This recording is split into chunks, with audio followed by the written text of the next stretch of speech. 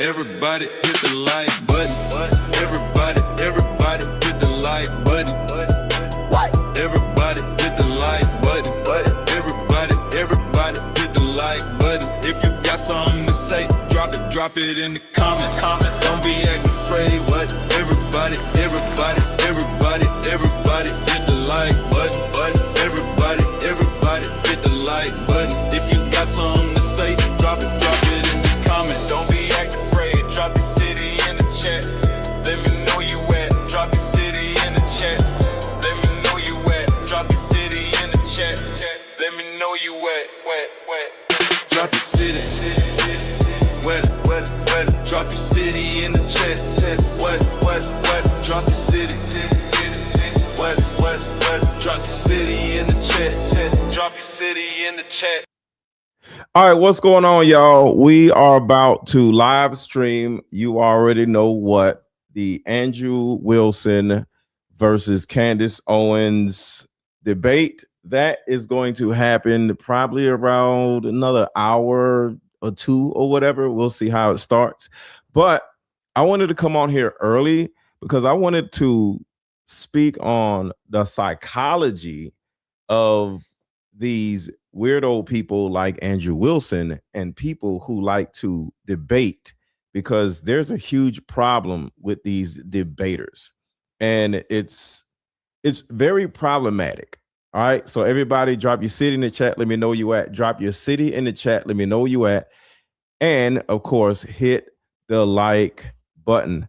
And let's just get to this. Also, Barron said something about PBD, Patrick Bet David. So we're going to talk about Patrick Bet David, the dangers of this situation for Candace, and of course, Andrew Wilson. So the first thing I'm going to say is, I said this earlier, but I don't like that this is happening at Candace Owens' house, because in my opinion, and this is a Patrick Bet David thing even more than an Andrew Wilson thing. I think Andrew Wilson himself is an idiot. So I don't think he would be able to do something crazy. But Patrick Bet David is a different story. Even though Patrick Bet David knows Candace and Candace knows him, he is connected to Iran. And some of you may not know that. So because Patrick Bet David is connected to Iran, that might prompt Patrick Bet David to take this opportunity, which is a very like a first time ever opportunity, to get into Candace's studio and bug the studio. I don't think Andrew Wilson is going to do that, but I think there's a possibility that somebody can incentivize Patrick Bet David to go in and bug Candace's studio. Now, why would Patrick do that? Well, he is all about money and he's all about power. See, I think he's worth about $100 million, but he still wants more. Because the thing about it is, if I'm worth $100 million, I'm not doing a podcast every damn day. I'm going to go sit my ass down somewhere. I'm going to be somewhat of a philanthropist. But when you want power, when you want, because it's about two different things: money and then power. And they always say, first you get the money, then you get the power. And I think Patrick Bet David wants power. And because he wants power, there's a possibility that somebody could tell him, like, hey, we need you to bug Candace's studio for us. And if you do this and you're successful, we can literally, what I'm about to say is not crazy, we can literally make you prime minister of a country. See, that's power. Becoming a prime minister of a freaking country. Forget about $100 million. All right. So let me show you what Barron said, and then we're going to get into that. And then we're going to get into, of course, Andrew Wilson and the psychology behind a debater. So everybody hit the like button. Everybody hit the like button. Everybody hit the like button. Like it's starting off on a very dishonest foot. Hold on. I don't think that anybody setting off on a dishonest foot is intending to follow through in an honest fashion. But that's just me. That's just me. They mentioned the moderator. They got a moderator, Patrick Bet, Star of David. I saw Patrick Bet, Star of David is crazy. that in the comments. That was smart. Patrick Bet, Star of David here. Star of David. Where do we know Patrick Bet David? Well, actually, I want to do this out of order. Patrick Bet David is known for, I'll pull up his wiki. He's known for a multi-level marketing scheme that netted him hundreds of millions of dollars, allegedly. He's about a year older than your humble host. He looks like he's 20 years older, if I do say so myself. Maybe I'm wrong. American businessman, conservative. That's the word conservative is doing a lot of work there, ladies and gentlemen. Media personality, author, and podcaster. Founder of Valuetainment Media. Valuetainment was the name of his company that hosted his multi-level marketing campaign. He has interviewed some big people. That was obviously Kobe Bryant before the helicopter incident. He founded PHP Agency, a multi-level company. They did life insurance, financial services. There were a lot of investigations into this company after the fact. And they, I'm not going to suggest it was anything other than an honorable company, Mr. Bet. So let me stop right there. In Atlanta, I got introduced. What's the name of the company? It was called Prime America. Prime America. Let me know if you guys have ever heard of a company called Prime America. They're a multi-level marketing company, and there were people. Well, it was one person that I knew, and then there were other people that actually would spend a lot of spend a lot of time and a lot of energy trying to get more people to come in and join, right? So it was somebody that I knew or somebody I worked with or something. And they were like, yo, you want to make some money? And this is kind of like my first taste of sales. And I was like, how? Well, we sell insurance, life insurance, Primerica, right? So do y'all know what Primerica is? Because if y'all don't know, I can explain it a little bit, but it's a multi-level marketing company. And I think they're still up and running to this day. But Primerica was a multi-level marketing firm, and they were trying to recruit me to come in and sell insurance. And I'll just go around selling people insurance. But the reason why the friend of mine was trying to recruit me was because I would be under them and not under somebody else.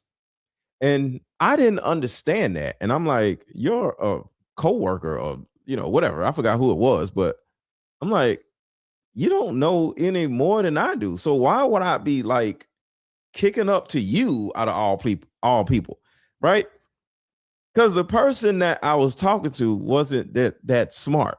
So I'm like, you out of all people? So I looked into it, and I remember I went to one of the meetings, and there's a lot of different multi-level marketing. Name any multi-level marketing company that you know of. Yeah, Amway. There was a company that was selling some type of nutrition juice or whatever. But I would go to the meetings just to learn. And they would always bring up some young person and say, this is the young up and coming person. And they would come up and get all of the attention, and everybody in the crowd, they would operate like a cult. And that's another thing that brings me to this conversation also. Multi-level marketing companies operate like a cult, just like evangelistic churches, just like Turning Point USA, just like Trump supporters. So this cult-like operation, or these cult-like operations, They operate everywhere. And it's not just churches. It's not just Trump supporters. It's everywhere because it's a system. Because once you become part of a cult, you kind of like feel indebted to them or indebted to the person that brought you in. And next thing you know, you start kicking up information to the person. You start kicking up money to the person because you are now a part of the cult. And cult leaders, you never get to the top. It's always underlings that kind of like have you up under them so you can't get to the cult leader. Masonry. That's another thing. We're going to talk about how Andrew Wilson is a Freemason. So all of this stuff intertwines with everything else. So let's keep going. So Patrick Bet David was starting a multi-level firm. That is the point of this conversation right here. Let's go. David, but a lot of people differed in their investigations. He was born in Iran back in 1970, not 1870. He's not that old. He looks like he's that old, but he's not that old. He was born in 1978. Yo, why Barrett keep throwing shots at the man? That's crazy. But yeah, he was born in Iran. So you have an Iranian going to Candace's house. And like I said earlier, there's a possibility that because he's an Iranian, and what he's going to talk about in a second is they offered something to Patrick Bet David. And there's a possibility that that offer may still be on the table. And this may be an opportunity to bug Candace's studio. And then if he bugs Candace's studio, he could turn around and get the thing that they've been offering Patrick Bet David for a little amount of time. So when I heard Patrick Bet David, I was like, oh shit, this might not be good. Because Andrew Wilson is an idiot. Nobody cares about Andrew Wilson. And then they left during the Iraq-Iran war. So when he was about 10 years old, he moves to the United States. He enrolls in the Army after high school. Ends up in the 101st and yada, yada, yada. The rest is history. He ends up at one point, according to him, as a bodyguard for a coke dealer. A bodyguard for a coke dealer is crazy. And just so y'all know, I used to be a coke dealer when I was a kid. All right. So in my teenage years, I was also a coke dealer. So I don't want to sound like I'm hypocritical when I'm like, oh, that's crazy. I used to sell drugs when I was a teenager. So I don't want to sound like a hypocrite because I don't want nobody to come up and say, you were talking about Patrick Bet David, but I found out some dirt on you, Mr. Lego. You used to sell drugs. Yes. LifeWave. Yes. LifeWave was a multi-level marketing company. So to the new people who just came in, 1, drop your city in the chat. Let me know where you at. Drop your city in the chat. Let me know where you at.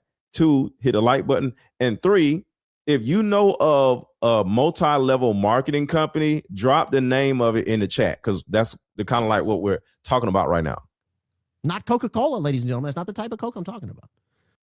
Cocaine. And goes on to found this agency, sells it, I think, for like $250 million plus that he earned, or they maybe earned on that. Wait, wait, what? Now I'm a little confused. Somebody said that I have a bodyguard. Oh, when you're in the hood, you are your own bodyguard, and your co-workers. See, in normal life, your co-workers are just your co-workers. But in the drug game, your co-workers are actually your bodyguards. So you have muscle, and then you have the drug dealers. So yes, we kind of like had bodyguards in a way. It's like the dudes who weren't smart enough to sell drugs properly. They just became our bodyguards or our muscle. Okay. So that's kind of like what our bodyguards were when we were young. But I was a teenager, so you know. And then the investigations came. Daily Beast investigated, highlighted the company's revenue relied heavily on recruitment fees. Oh, he's talking about his multi-level marketing firm and not the coke dealer stuff. Okay. But this is how it works, y'all. And there's a reason why we're talking about this. Including $150 training fee and $15 monthly fees from agents rather than project sales alone. They likened it to a lottery where most participants lost money. MLM attorney Douglas Brooks argued the structure disproportionately benefited top recruiters. YouTuber CoffeeZilla did a detailed investigation and interviewed Mr. Bet David. That right there. I remember when CoffeeZilla somewhat exposed Patrick Bet David. And this is another reason why Patrick Bet David is a potential problem, because this potential scandal on how Patrick Bet David became rich has always been hanging over his head. And we all talked about how one of the reasons why Charlie Kirk spent so much time and effort, he was on tour for like 300 days out of a year. That's not fun at all. I don't want to be outside of my home 300 days of the year. Well, I don't want to do that. That's crazy. But Avon, yeah, that's another one. But the reason why Charlie Kirk spent so much time just on the road and doing all this other stuff is because Charlie Kirk himself said it, that he needed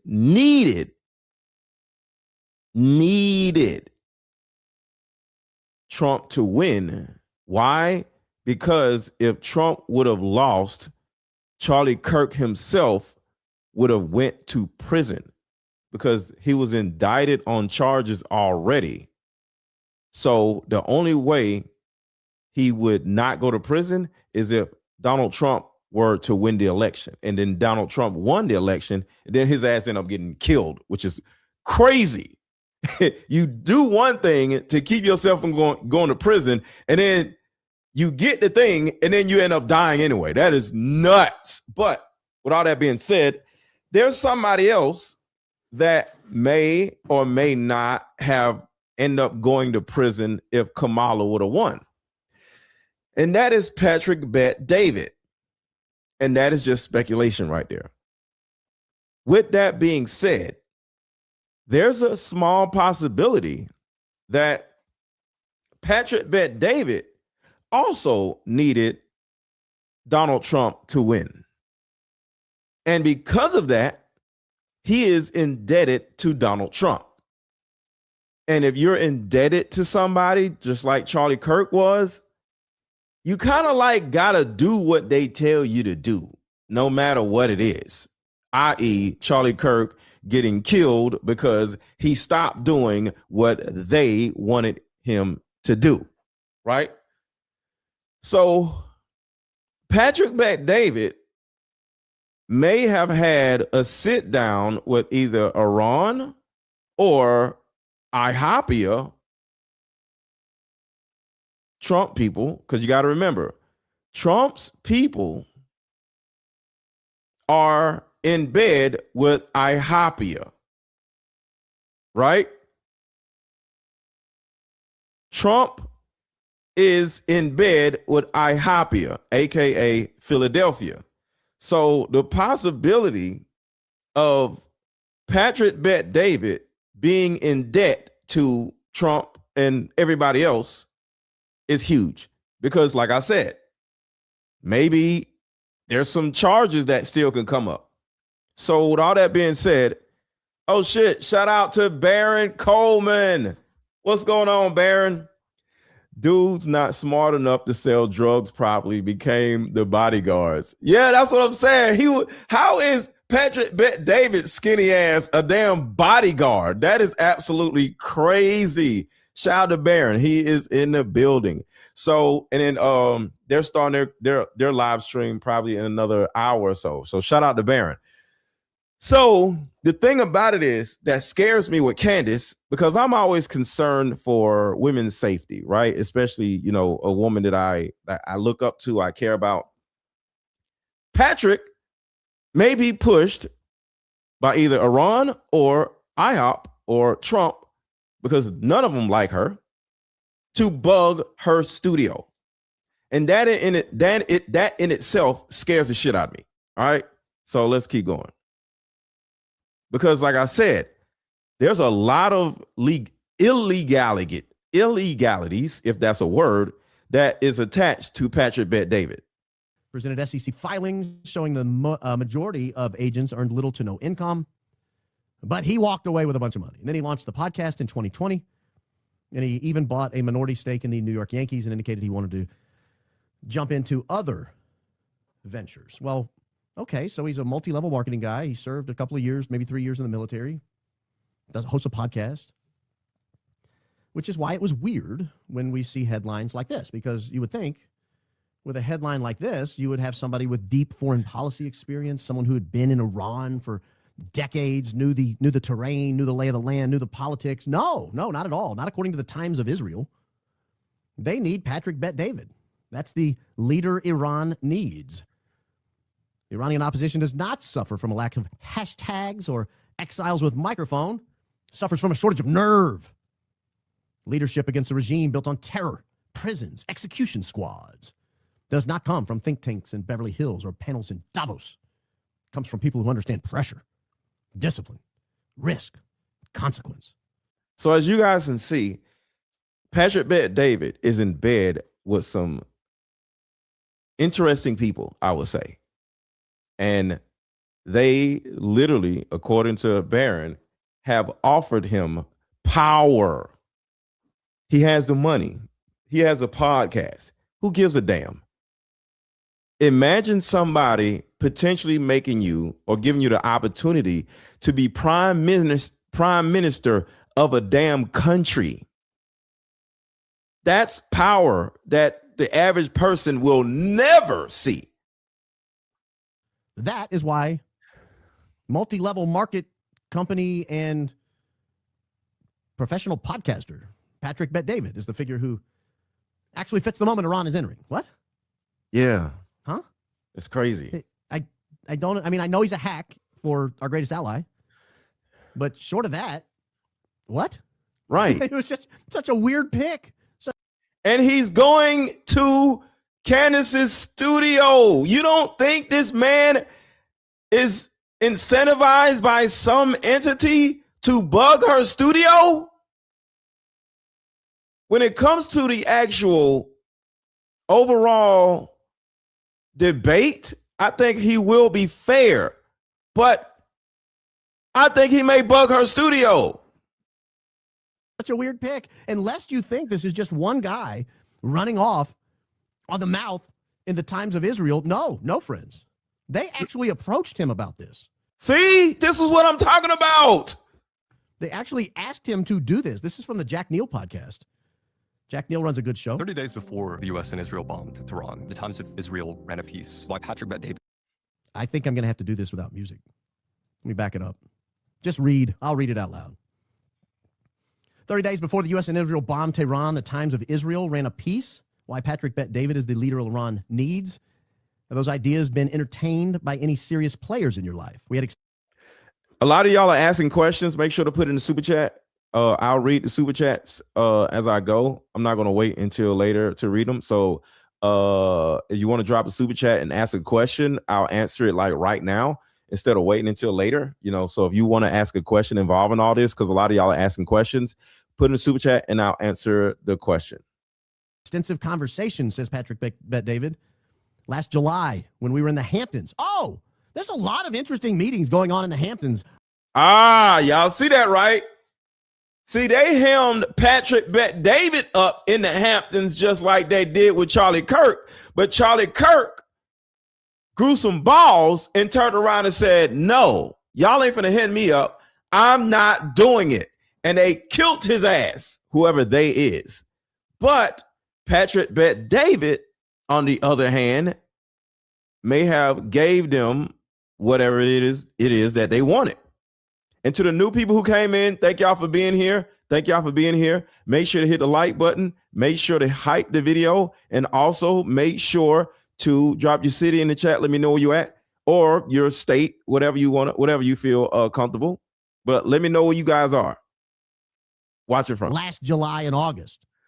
Recall, ladies and gentlemen, this is where Charlie Kirk was confronted by supposed friends in a heated exchange that involved allegedly a call from our greatest ally's prime minister. Well, it turns out that wasn't the only important meeting taking place in the Hamptons that summer. And this guy is about to be in Candace's studio. Turns out there was another important meeting. They were there to pick the leader of Iran. Oh, are those two meetings connected by chance?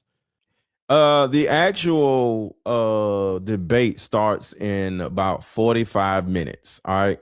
And I'm going to stream the debate over here also. I'm going to be seeing what the guys are doing also, but it's so many people on that stream. I wanted to do my own live stream because, like, you already know it's like 7 of us, right? So I don't want to just be bombarded, all of our faces on the damn screen. So I wanted to do my own stream. I may go over there, but I'm doing my stream over here. So I am simulcasting the show. So I'm going to say this again. I'm playing the debate here. Okay. So you can go over with the guys, or you can stay over here with me. So yes, I am playing the full debate and doing commentary on the debate here. All right. And the debate starts in about 45 minutes. The guys are doing a debate show also, but it's way too many people over there. So everybody's face is going to be all over the place. Okay. So I decided to do my own stream. All right. So you can stay here when it starts. All right. Or you can go over to the guys or go to Candace. Either way. I took a lot of heat when I told Julian Dory that I thought Charlie Kirk might have been killed over the war in Iran. It's a little weird that they're having these two conversations. Yeah. And remember, Patrick Bet David is from Iran. Patrick Bet David is from Iran. And they hemmed him up out in the Hamptons just like they did with Charlie Kirk. Back to back. They're talking to Patrick Bet David about taking over Iran. Listen, y'all. Podcaster. A podcaster. Ran a multi-level marketing insurance company. And got rich doing so. Sounds crazy. And he got, okay, I'm just going to say this. I'm not going to insinuate that Patrick Bet David did anything illegal, but there's a good possibility that he did some things illegal in order to keep his money, okay? Because the FTC doesn't play that shit, okay? Multi-level marketing firms, to a certain degree, are illegal, okay? I'll say it again. Multi-level marketing firms, to a certain degree, are illegal, and they have to follow a lot of weird loopholes in order to stay in business. So Patrick Bet David left it, made a whole bunch of money, and then turned around and went over to podcasting. And if you ever listen to the Patrick Bet David podcast, the PBD podcast, he is a shill for Trump. There's a possible reason why he's a shill for Trump, because it's a good possibility that he's in bed with Trump. He's in bed with IHOP and or in bed with Iran. And that man is in Candace's studio. I just want to keep reiterating that, which is crazy. About taking over a country of 92 million people that he hasn't lived in since the 80s, when The Cosby Show and MASH were on TV. Not MASH. Before Seinfeld premiered. Put a 1 in the chat if y'all ever watch MASH. When the cast of Friends was like in diapers. Not in diapers. That's crazy. I got to back it up a little bit because they're talking faster than I can read. I got calls saying, do you have any interest? Would I be able to change the economy, be a glue between the States and Europe, and open up the market? Would a 92 million people could start doing business, creating jobs, economy? Yeah, I think I could do that. But as the guy to be the leader doing that, I got 4 kids, 14, 12, 10, 4 years old. Do I want to put them through this right now? No. I would have to be there. I would need to live there. This isn't like a Zoom president. You get that job, has to be, you're moving there. We talked about it probably for 2 or 3 months. 2 or 3 months. Shout out to Lambert. Candace doing this on Eastern time, not Utah time. Yes, in 45, about 45 minutes, Candace is going on, and I'm simulcasting it over here. And then at the end of the day, I said, that's just not a job I want to do right now.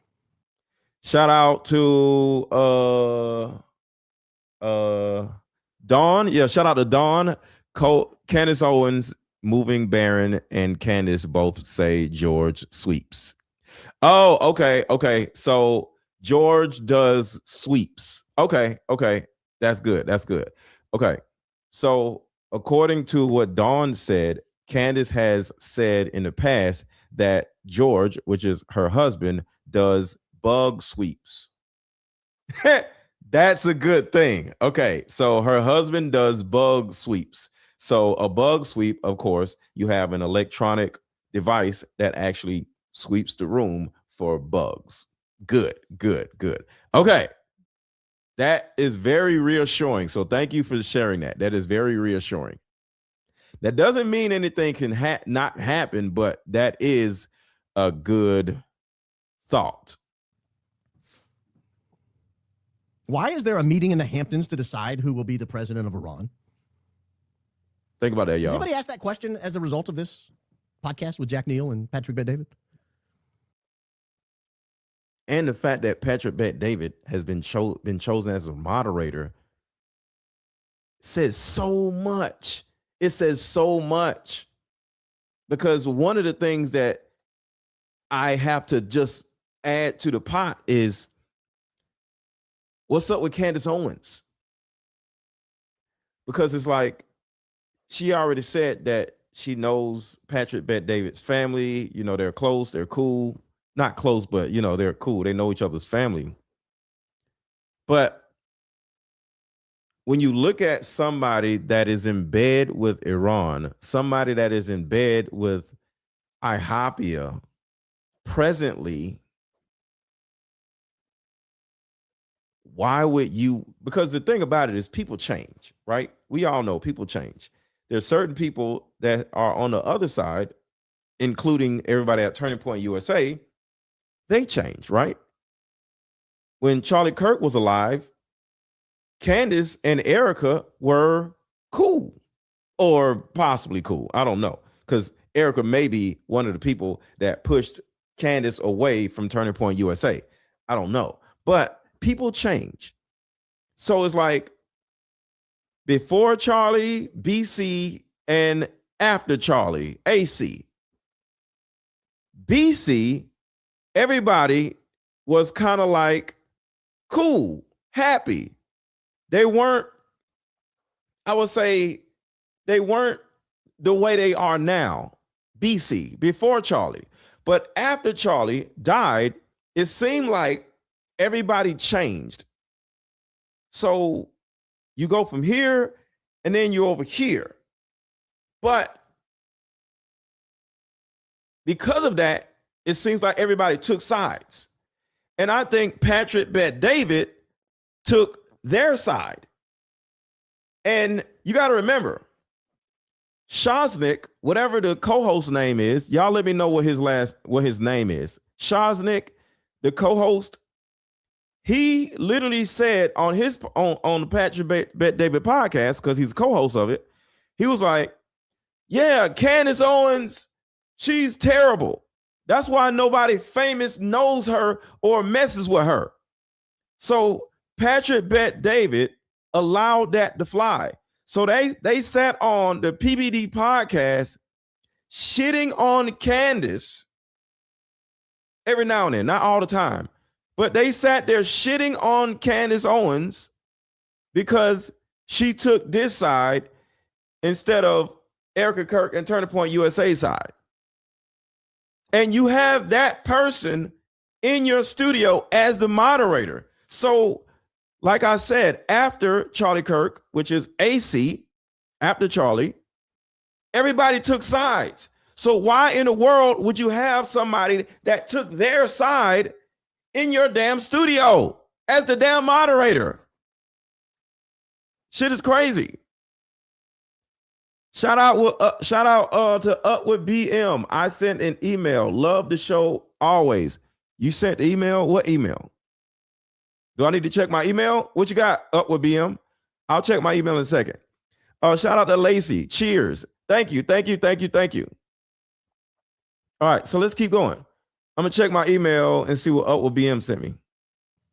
Why is the future leader of Iran being decided off the coast of New York? What's this whole Iranian campaign really about? And I just want to say this. Some of this has something to do with Jeffrey Epp. I'm just going to put that out there. Some of this, PVD, has some ties to Jeffrey. I'm just going to put that out there. And I don't know what I'm talking about, so don't sue me. I just want to put that out there. Don't sue me. In light of this revelation that we're going to put a puppet podcaster as president of Iran? President of Iran. Now, do y'all see what I'm saying? You want somebody in your home, in your studio, that could still, in the future, whatever, become president of a country that we're attacking? Isn't that treasonous? Like, there's so many negative aspects to that. And that man is in your home. And like I said, yes, they knew each other BC, before Charlie died. BCD, before Charlie died. But after Charlie died, ACD, these people are not the same people anymore. They don't like you anymore because everybody picked sides. Put a 1 in the chat if everybody in here picked a side. I picked a side. I'm on Candace's side. And I'm against Andrew Wilson, Turning Point USA, and Erica Kirk. Put a 1 in the chat if you picked a side. We all have picked a side. So everybody picked a side. Every single person picked a side. You're either on Turning Point USA side or Candace Owens side. Put a 1 in the chat if you have officially picked a side and you're on Candace Owens side or the other side. The point is, why do you have somebody that has publicly picked a side to be in your home? Something's wrong with that. Country of 92 million people. There's no one in Iran capable of being president. There's no one who's lived there. There's no one who knows the people. Yeah, knows where the men's room is, so to speak. Right. Speaks the language, understands the cultural references, lived through the regime. It's a little strange that all this was taking place in the Hamptons. I'd be very curious whose house in the Hamptons, Mr. Bet David, this conversation took place in. And who was in the room and who was making these calls to you? And was it a separate situation with Charlie Kirk? And why both situations in the Hamptons? Because a meeting in the Hamptons, like Barron is saying, most likely is because of somebody living there. You know, they didn't go to some clubhouse in the Hamptons and, you know, to just hang out. No, they went to somebody's home. Did Patrick Bet David have a meeting in the Hamptons at the same home or mansion that Charlie Kirk had in the Hamptons? And was it all at the same time? Like, was this all a party and not just a meeting? Or it was a meeting at the party? But Patrick Bet David had the same type of meeting in the Hamptons as Charlie Kirk did. Don't know if it was the same time or what. Same person, same house, same mansion. I don't know. Did you too receive a call from overseas, like Charlie Kirk was alleged to have received? Exactly. Guys, this is the host of tomorrow's debate. This is supposed to be the impartial moderator of tomorrow's debate. A guy who was approached the month before Charlie Kirk was approached and pressured. And then those conversations took place for 2 or 3 months. Well, July to August, August to September, September to October. You know what happened in September in the midst of this 2 to 3 months? Charlie Kirk was killed. Right. And the conversations were still going on. Right. It raises the obvious question whether there was any connection between these two meetings. Any connection at all? And that's the scary part about all this. Is this why Charlie Kirk was being hustled? Is this why you were being approached? And does anybody have heartburn about this? Imagine if there was a meeting off the coast of, or in Nice, France, Some rich people from France, from Italy, Cyprus, Monaco. They're meeting in Nice, France, right on the coast. Some billionaire's house right there. It's a rich place, by the way. And they're deciding who's going to be the next president of the United States. And the guy they're choosing is a podcaster from Poland. He left the United States in 1988, 1989. George H.W. Bush was still president. He served in a foreign military. He served in the Polish military. He was in an elite unit there at the Polish military. He opened a Polish company, sold it for hundreds of millions of Polish dollars. He bought into a local Polish soccer club, the most famous Polish soccer club in all of sports. Everybody in the chat, because they are about to go live probably in 30 minutes. If you pick the side and you stand with Candace, say, I stand with Candace in the chat. If you pick the side like I did, say, I stand with Candace in the chat. Say, I stand with Candace in the chat. Spam the chat. They're courting him. They're bringing him in, and they're saying, hey, you know, Mr. So-and-so, we would like you to agree to be the next president of the United States. How as an American are we feeling about this right now? Why don't we get a say in who is our next president? Why do we have to have some group of billionaires in another country getting together and kind of cutting up our political future? Oh, I can answer that. I can answer that. Everybody say, I stand with Candace in the chat. I can answer that, Baron. In my opinion, because we don't have a say-so. I've said it plenty of times. We don't have a say-so. That's the reason why I think voting for presidents in particular, not voting locally, but I think voting for presidents is WWE wrestling. I think it's all bullshit. Our votes do not count when it comes to presidential elections. And I said it right here. And I'll come back to Barron, but y'all, hold on. I'm going to come back to Barron. I want to play this because I'm glad he said that. So hold on one second. Where is it? I just seen it. Here it is right here. Afternoon, gents. You guys find any ejected rounds from police weapons today? I found at least 5. It also. Oh, damn. This ain't even it. This ain't even it. Never mind. I'll get back to it. As Americans, we get kind of numb to this reality, but this isn't normal, guys. This is not normal at all that the United States of America has corporatist, globalist billionaires meeting in a mansion in an exclusive enclave of New York, deciding who will be the president of a country of 92 million people on the other side of the world. That's very unusual. I think they do this with all situations. I think, okay, I've said it plenty of times. I think all of this is WWE wrestling, okay? Put a 1 in the chat if you agree. Just say I agree or I don't agree in the chat. Say I agree or don't agree in the chat. And this is what I want y'all to agree or disagree with. Do you agree or do you disagree that voting for presidents makes no sense? We have no say-so, because that's kind of like what they're talking about. These conversations they're having in the Hamptons, who the president is going to be. I think all these countries come together. The countries come together and they all sit down and vote on who is going to be the next president of each one of these countries. Whether it's IHOP, whether it's Iran, whether it's all these other countries, including America. In other words, I think other countries vote on who will be our president.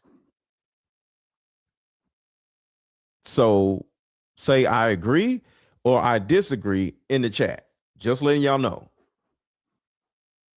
I don't think we as American people have any leeway on who's going to be the president.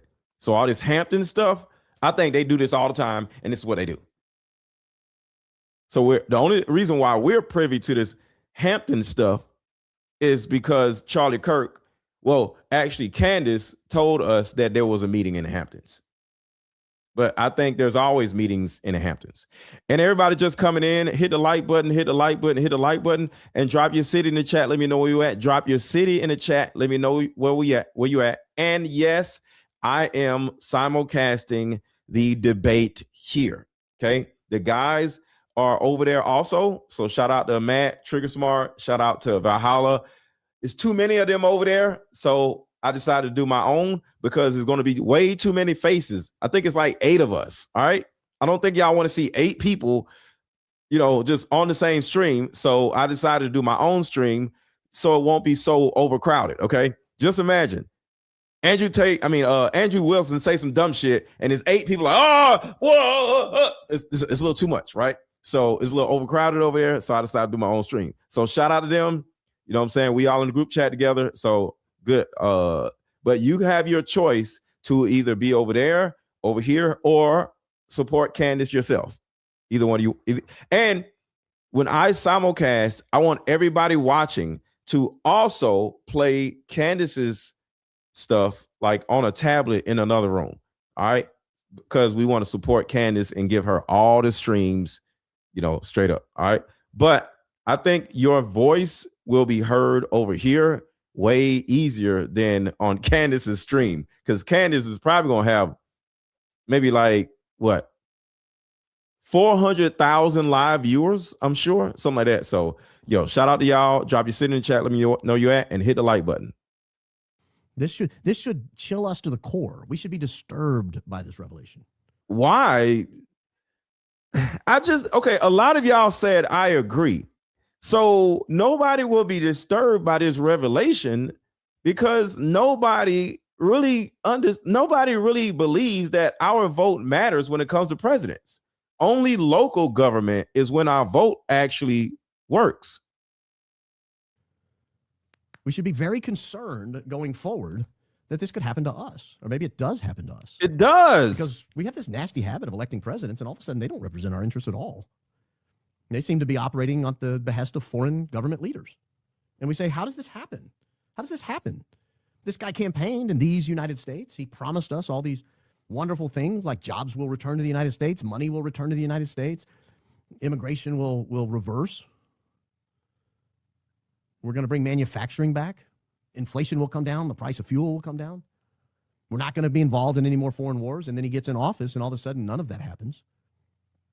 And all of a sudden, he's saying, well, we're going to give 600,000 student visas to China, and we're going to increase the number of H-1B visas so that foreigners can compete against American entrepreneurs and engineers and architects and job owners and business owners. We're going to leave them out. The American worker is going to lose. We're going to bring in foreign people. And, we're going to go pick a war with a country of 92 million people, of proud people that, frankly, never lost a war. We're going to, and by the way, when we pick this war, when we start this war, we understand that they have the ability to shut down one of the most important commercial channels of waterway in the world, and we have no plan to stop them. Okay, so I played that specifically to let you guys know how influential Patrick Bet-David is to the entire country. And for him to be moderating this live debate is scary because certain interests. What's up, Imani? Certain interests are now involved in this debate and in Candace Owens' house, in her home. And that's scary, man. That's scary. All right. So now let's break down the psychology of a debater, the psychology of this Andrew Wilson dude. So let's start here. I'm going to talk a little bit about myself, only for the purposes of trying to explain to you that I have some intricate knowledge in some of the things that Woodcoff has lied about, chiefly his book, The Masons and Their Lies. I was a Freemason, Master Mason. I don't remember exactly how many years. I think 3 or 4 years. Okay, I still have all of my dues cards. I still have the Lodge Bible that was dedicated to me by everybody in the lodge. Okay, I was a Freemason myself. So right there, Some of you guys seen that, some of you guys didn't. It went crazy on X. But not only is Patrick Bet David dangerous to have in your home, Andrew Wilson is also dangerous to have in your home because he's one of them. He's one of the Mason people. So even though he doesn't get paid by Turning Point USA, he gets paid by Turning Point USA. He's in there to represent Turning Point USA, whether they claim him or not. So you have these enemies in your home. And I understand Candace Owens, you know, she doesn't want to go anywhere because, you know, she's pregnant, but in your home is scary. Shout out to Real Shika. I don't want to get your name wrong. Thank you again. Thank you again. Thank you again. Shout out to Real Shika. Okay, thank you. Shout out to Mountain Star.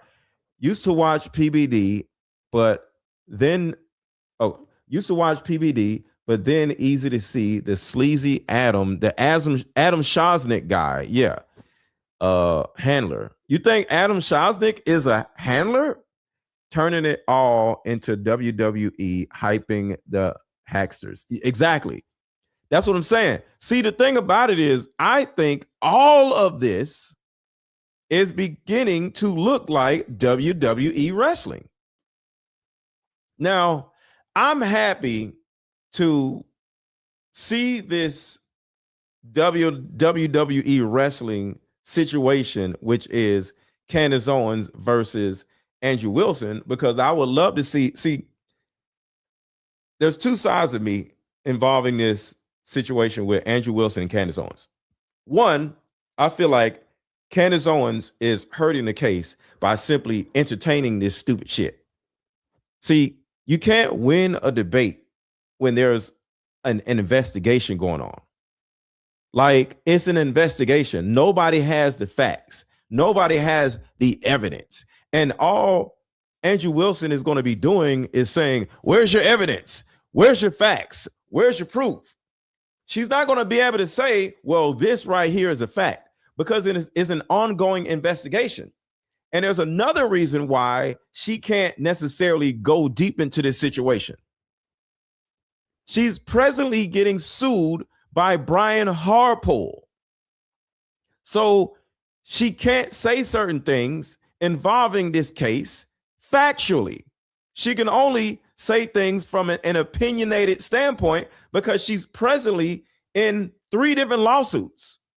And the main lawsuit is, of course, with Brigitte, but that's neither here nor there.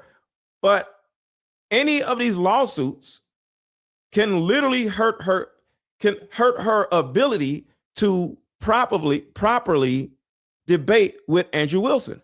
So because of that, why take the debate when you're in litigation with Brian Harpole? And that's the second reason why I think it doesn't make sense for her to do this podcast with Andrew Wilson, because she's not necessarily going to be able to say anything factually. And he's going to try to coerce her to say something that will defame somebody having to do with the lawsuit she's in. But the other reason why I think this is a mistake is because it makes our side, Candace's side, all of our side, look like theater. No matter what happens after this debate, no matter who wins or loses, Turning Point USA is going to use this debate against Candace and say, we have God behind us.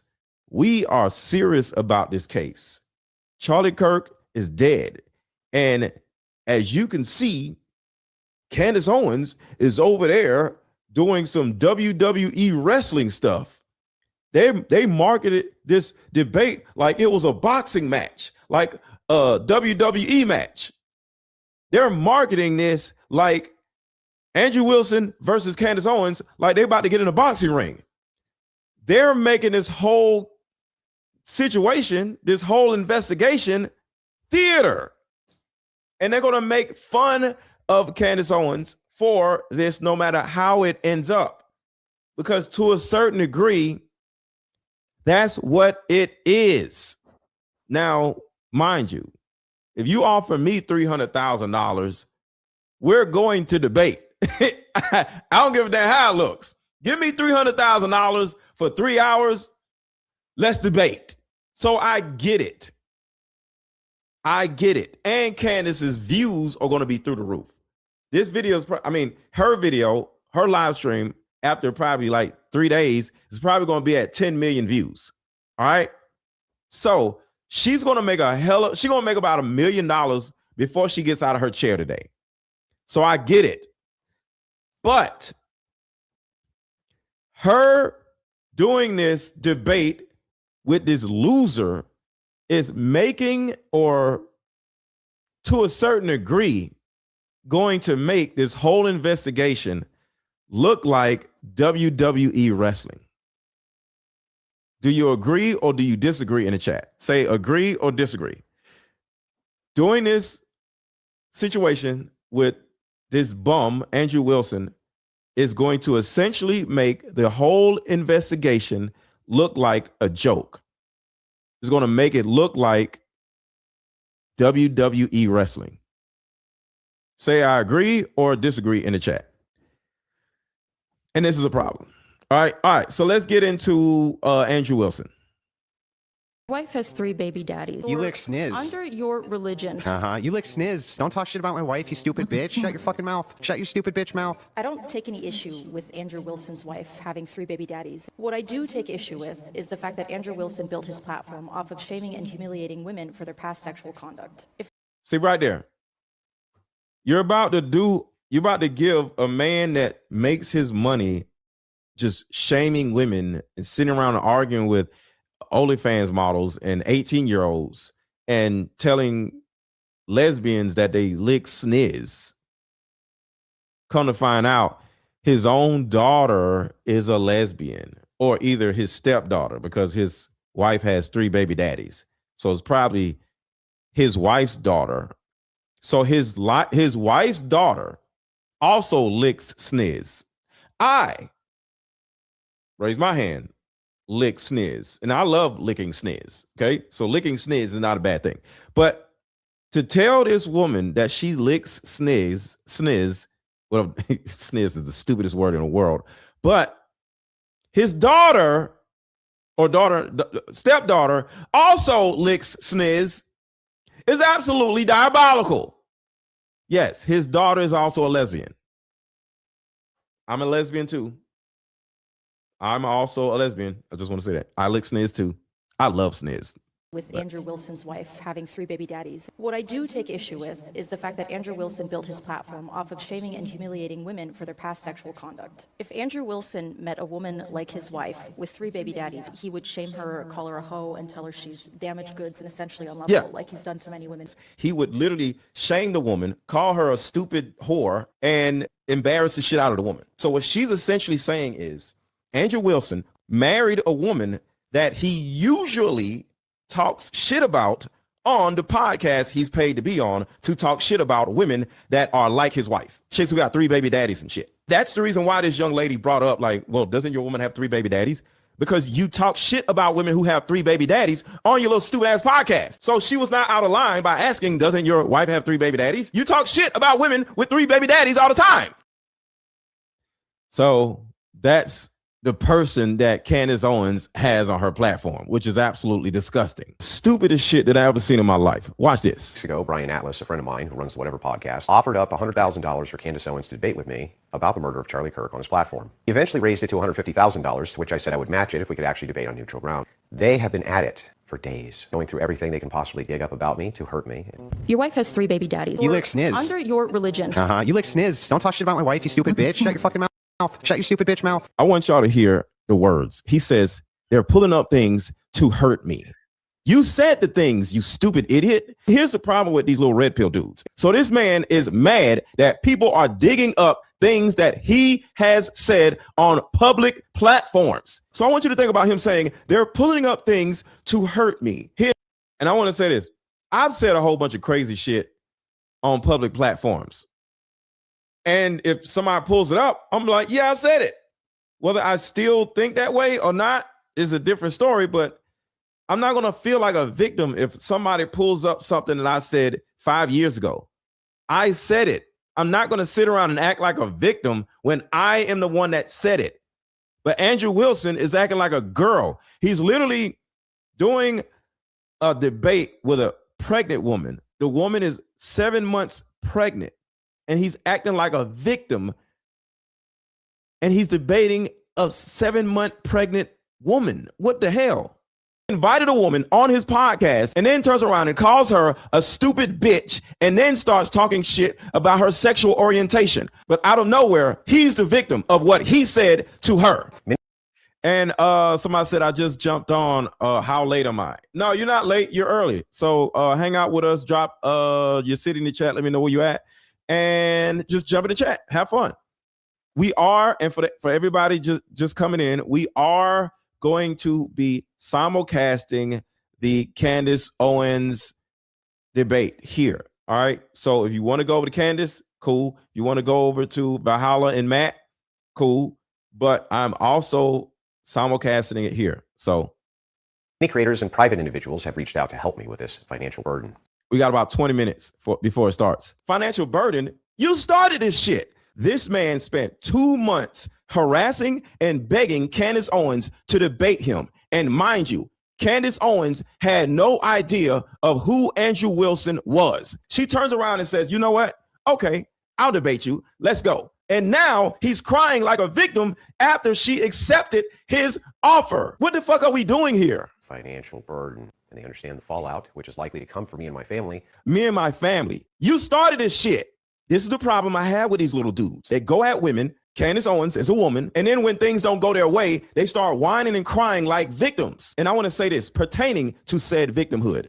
These dudes are bigger victims than women. They run around trying to hold women accountable, calling them all kinds of names, saying they make the worst decisions in the world. But then when the men make the worst decisions in the world, as an example of making terrible decisions, the Tate brothers are about to spend the rest of their lives in prison. The Fresh and Fit cornballs lost their monetization on YouTube for good. And now this dude literally set up a give, send, go to get his incel supporters to fund the debate that he begged Candace to do with him. Now he's whining and crying, setting up a give, send, go. But remember, they run around holding women accountable for their actions, yet these cornballs have the worst actions of everybody. If you guys want to help me in bearing that cost and help cushion the overwhelming attacks from our sycophants, here's where you can donate. This is absolutely pathetic. This pathetic excuse of a man runs around arguing with women. And when women start arguing back and start making points, he starts acting like a victim. And by the way, go to Mr. Let Go on YouTube. I'm doing a live stream to roast this loser. But let me know what y'all think in the comments. Okay, so now let's break down the psychology of these weirdos. All right. And I don't remember what this guy's name is. So who I'm about to play, if you guys know his name, please drop it in the chat, because I downloaded his video and it's been in my phone for like 2 months and I don't remember his name. So check this out. Conservatives always ask for evidence, but they really don't want it. They say, prove me wrong, or... Okay. I don't know this guy's name, but he's really good, but I don't remember his name. So if anybody knows his name, let me know. Okay. So he's about to speak on how people like Andrew Wilson or Trump supporters, because these Trump people are the same way. He yells out, because this is what most likely Andrew Wilson is going to do. He's going to run around and say, where's the evidence? Where's the evidence? Not even wanting any evidence, because it's kind of like a psychological play in order to just make you annoyed. So watch this. So we're going to talk about the psychological side of this whole situation. You notice how conservatives always ask for evidence, but they really don't want it? They say, prove me wrong, or show me the study, or I'd love to see that data. They're not asking to learn. They're hoping you don't have it. It's called sea lining, and here's how it works. They ask for proof, politely sometimes, even reasonable. You provide peer-reviewed studies, then they disappear, because they never wanted to read it. Saying, show me the evidence, makes them look reasonable without actually being reasonable. It makes them look open-minded without being open-minded. Rational without being rational. They're not curious. They're lazy. They don't want to read studies. They don't want to learn anything that contradicts what they already believe. So they demand you do the work. And when you do, they ignore it, dismiss it, or disappear. Because reading evidence is hard. Saying, show me the evidence is easy. When you provide evidence that contradicts their beliefs, it creates cognitive dissonance, psychological discomfort from being proven wrong. So they avoid it, not by admitting they're wrong, but by pretending they never really wanted to see it in the first place. So what happens with cognitive dissonance, because we're talking about psychology right here, the psychology of a narcissistic debater. All right, that's what I'm going to title this part of this. The psychology of a narcissistic debater. He yells at the other person to frustrate them, and he asks for things that he doesn't necessarily want. And here's what's crazy. Even if they supply the person with the evidence, their cognitive dissonance is not going to allow them to bring in new information, which is the biggest problem with this whole thing. So next time someone says, show me the evidence, ask yourself, are they actually asking? Because if they really wanted to learn, they'd Google it themselves. Sea lining isn't about truth. It's about looking reasonable while wasting your time. Don't fall for it. All right. So here's another one. Because this man literally cooked in all these videos, but let me know if y'all know his name. Trump always attacks people when he's losing. There's a psychological reason for that. Researcher James Gilligan. Okay, so this is a part of what Andrew Wilson is going to do when he starts losing. Okay, so this is about when Andrew Wilson starts losing against Candace Owens in a debate. You ever notice Trump always attacks people when he's losing? There's a psychological reason for that. Researcher James Gilligan spent decades studying violent men inside American prisons. His findings were consistent every single time. Every act of serious violence he studied had the same root cause: shame. And being humiliated is what set off the shame. Gilligan published his findings in his book, Violence, Our Deadly Epidemic and Its Causes. This was so consistent, Gilligan called shame the primary cause of violence in human behavior. Humiliation is what triggers the shame, and shame is what drives the violence. But where did the shame come from? These men grew up in homes where they were never told they were enough, never told they were strong enough, never told they were loved, and they have been carrying that shame ever since. Here's how it works. When someone feels deep shame about their status or their failures, that shame needs to go somewhere. And for a lot of people, it goes out to other people. Into hostility, into aggression, into control. Attacking and shaming other people in that moment feels really good. So this is one of the reasons why Andrew Wilson is Andrew Wilson.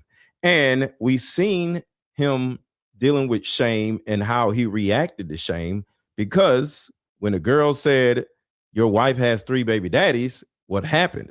He felt shame for his own wife. And I want y'all to think about this. Imagine how bad his wife might feel, because he literally started going off on the girl because he feels shameful for marrying a woman with 3 baby daddies. So when you deal with shame, and okay, we all have shame. I'm not going to say they only have shame. We all are shameful for certain things, right? But I want you guys to think about this. It's the way we deal with shame and how much shame we actually hold throughout our entire lives, right? So whenever if somebody comes in the comments and says, oh, Mr. Let Go, you're bald-headed, or yo, Mr. Let Go, you're this, oh, Mr. Let Go, your whole beard doesn't connect. If I felt shame for my beard not being able to fully connect, because it doesn't, I would then attack the person, right? But if I don't have shame, and I love the fact that my beard is just like this instead of a full beard, I would just say, okay, cool. My beard doesn't connect, right? So you can tell how much shame a person deals with when they respond to the shaming tactics of the other person. But Andrew Wilson sits around smoking cigarettes all day. Most likely he's an alcoholic because his eyes are literally droopy. Like if you look at Andrew Wilson, his eyes are literally like this. He's like, so hold on. Let me show you how he looks real quick, because I want to show you the inherent shame this man deals with on a daily basis. So he can run around calling people dumb all he wants to, but look at his eyes. Here you go, Brian Atlas, a friend of mine who runs whatever. So I want you guys to look at his eyes. I'm gonna take the sound off. So look at his eyes as he speaks. Say yes or no in the chat if you see shame in his body, in his eyes, in his face. Yes or no in the chat. Do you see shame in his body, in his face? You lick sniz. Don't talk shit about my wife, you stupid bitch. Shut your fucking mouth. Shut your stupid bitch mouth. Many creators. See, that's shame right there. Him doing this shows you that he's lived a life full of trauma and shame. He is living a shameful life because his whole situation is an exact understanding of shame. Is in his face and is in his word. To hurt me. Your wife has 3 baby daddies. You lick sniz. Under your religion. You lick sniz. Don't talk shit about my wife, you stupid bitch. Shut your fucking mouth. Shut your stupid bitch mouth. So that is shame, and you see it in his face. Okay. All right. So let me go back to the guy. Take this loser off the video. Published his findings in his book, Violence, Our Deadly Epidemic and Its Causes. This was so consistent, Gilligan called shame the primary cause of violence in human behavior. Humiliation is what triggers the shame, and shame is what drives the violence. But where did the shame come from? These men grew up in homes where they were never told they were enough, never told they were strong enough, never told they were loved. And somebody told Andrew Wilson that he was not enough when he was a kid. You could tell by his body, he has no muscle tone. He looks like he's 60 and he's only 40. And you could just look at him. He looks like just a degenerate, but it's because of this. See, everything comes from childhood trauma. Everything comes from childhood trauma.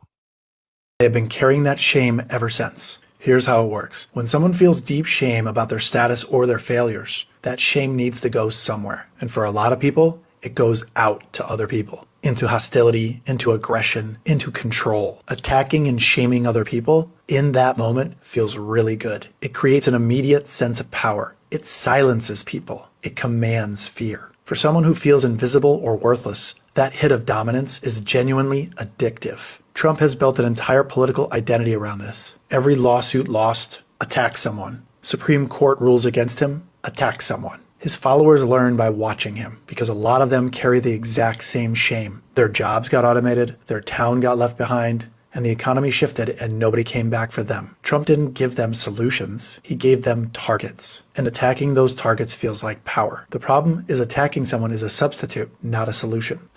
So the attack is a substitute, not a solution. He went off on that woman, calling her names simply because he needed to regain his footing within his own soul. Telling a woman she licks sniz when your own daughter also licks sniz is absolutely disgusting. And you could tell it was a knee-jerk reaction, and he did not see it coming. And he did not embarrass the girl because I lick sniz myself. So somebody says, Mr. Lego, you lick sniz. I'm like, yeah, right? But the bottom line is there's no shame in me licking sniz. It's shame in him having a wife with 3 different baby daddies. And just a side note, is it true that if his wife has 3 baby daddies, doesn't it also mean he has 3 baby daddies? Because you bring in whatever it is the woman you marry has.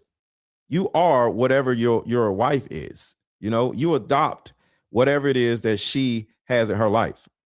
So put a 1 in the chat if, because Andrew Wilson is married to a woman with three baby daddies, that means he himself has 3 baby daddies himself. Shame is still there, so the cycle continues. Now, Shame here's is the still part there. that matters. Understanding this does not excuse their behavior. A lot of people feel ashamed. Most of them don't hurt anyone. So what do you do when you see someone attacking and shaming people to feel powerful? You make it socially unacceptable. You call it out every single time. The only thing that stops this behavior is consequences, because the anger was never about solutions. It was always about finding someone to blame. So it's all about finding somebody to blame. And listening to Andrew Wilson, you'll hear it right here. Private individuals have reached out to help me with this financial burden, and they understand the fallout, which is likely to come for me and my family. If you guys want to help me in bearing that cost and help cushion the overwhelming attacks from our sycophants, here's where you can donate. Overwhelming costs from sycophants when you started this whole situation. You see shame and you see blame. This is what this dude does. It's all about blaming Candace for something that he wanted to do. Murder of Charlie Kirk on his platform. Eventually, they could actually debate on neutral ground. They have been at it for days, going through everything they can possibly dig up about me to hurt me. That's shame and blaming. That's how they operate. That's how you can operate. That's how you see a narcissist. All right, so let's keep going. Everybody hit the like button. Everybody hit the like button. Everybody hit the like button. Hold on, let me just play this. Everybody hit the like button. Everybody hit the like button. Everybody hit the like button. Yes, blame is the operation of a narcissist. Yes, and Andrew Wilson is a full-blown narcissist. Think they are both superior and victims at the same time. There's a psychological reason for that. So this is important right here. Andrew Wilson thinks he's superior, but at the same time, he thinks he's a victim. He's literally saying it everywhere on social media. He's calling everybody stupid and he's more intellectual than everybody, but then he's a victim of the people that he thinks he's superior to. So listen to this. In 2009, psychologist Golek Zavala identified a specific pattern she had seen in authoritarian movements throughout history. She called it collective narcissism. It is the belief that your group is exceptional and entitled to special treatment. And remember, I talked about this, right? Because once I started going down a rabbit hole in research, I ran into his videos and I was like, damn, we was talking about selective narcissism a little while ago. So selective narcissism is literally when you become a part of a group, whether it's a church, and now as a church member, you think you're better than the other people because you're part of this church and other people are now heathens and sinners, right? And you literally start looking at yourself because you're part of this group. You look down on everybody else. And because you're a part of this group, you can no longer be wrong. All right, so hold on real quick before I keep going. Okay, so I got the debate up, and the second they go on, we're going to go on with them. Okay, so let me see. Do I have it up? So hold on. Okay, so I'm gonna play this. So I'm checking on the debate right here, y'all. So the debate has not started yet. But also that nobody recognizes the greatness of your group, that everyone is out to destroy your group. They feel superior and persecuted at the same time. Poor little MAGA. Researchers then studied what actually predicted a vote for Trump in 2016 when you controlled for everything else. Collective narcissism was the second strongest predictor, second only to party affiliation, stronger than economic anxiety, stronger than racism. It was never about jobs. It was about a group of people who needed someone to tell them they were exceptional and that their enemies were the reason nobody had recognized it yet. Trump gave them both, every single day. Every authoritarian movement in history has used the exact same formula. Tell a group they are exceptional. Tell them they are under attack. Then give them an enemy. So think about that. Tell the group they're exceptional, but then tell the group that they are under attack.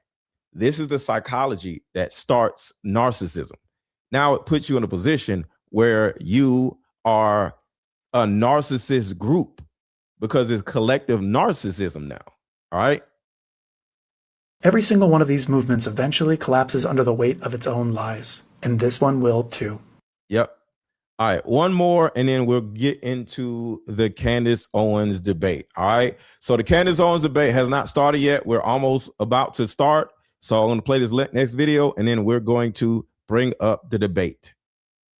Group for weak people, and Trump is their sponsor. There's a psychological reason for that. Weak people are consistently the Trump cult. All right, so listen to this.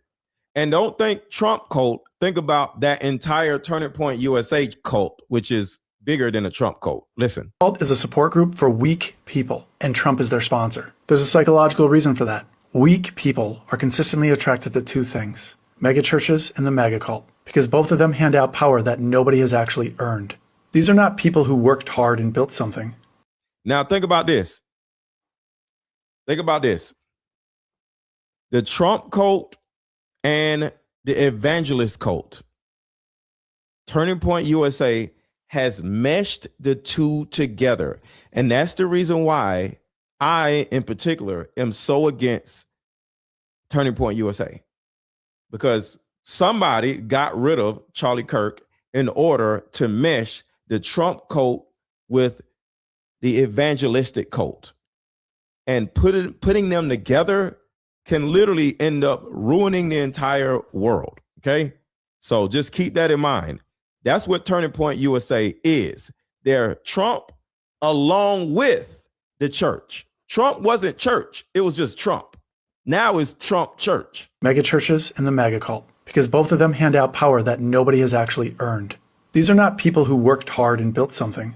These are people who wanted success, but didn't want to do the work success requires. School was too hard, so they dropped out. Earning real respect took too long, so they gave up. When you're mediocre and you can't earn power the normal way, you try to find a shortcut. Psychologist Bob Altmaier at the University of Manitoba spent decades studying exactly what kind of person follows authoritarian leaders like Trump. Here's what he found. Weak people are attracted to systems that hand out power without making you earn it. Systems where loyalty is the only requirement. You just have to show up and pledge your allegiance. This is exactly what MAGA and megachurches offer. He called them authority-dependent followers. At a megachurch, a 22-year-old with...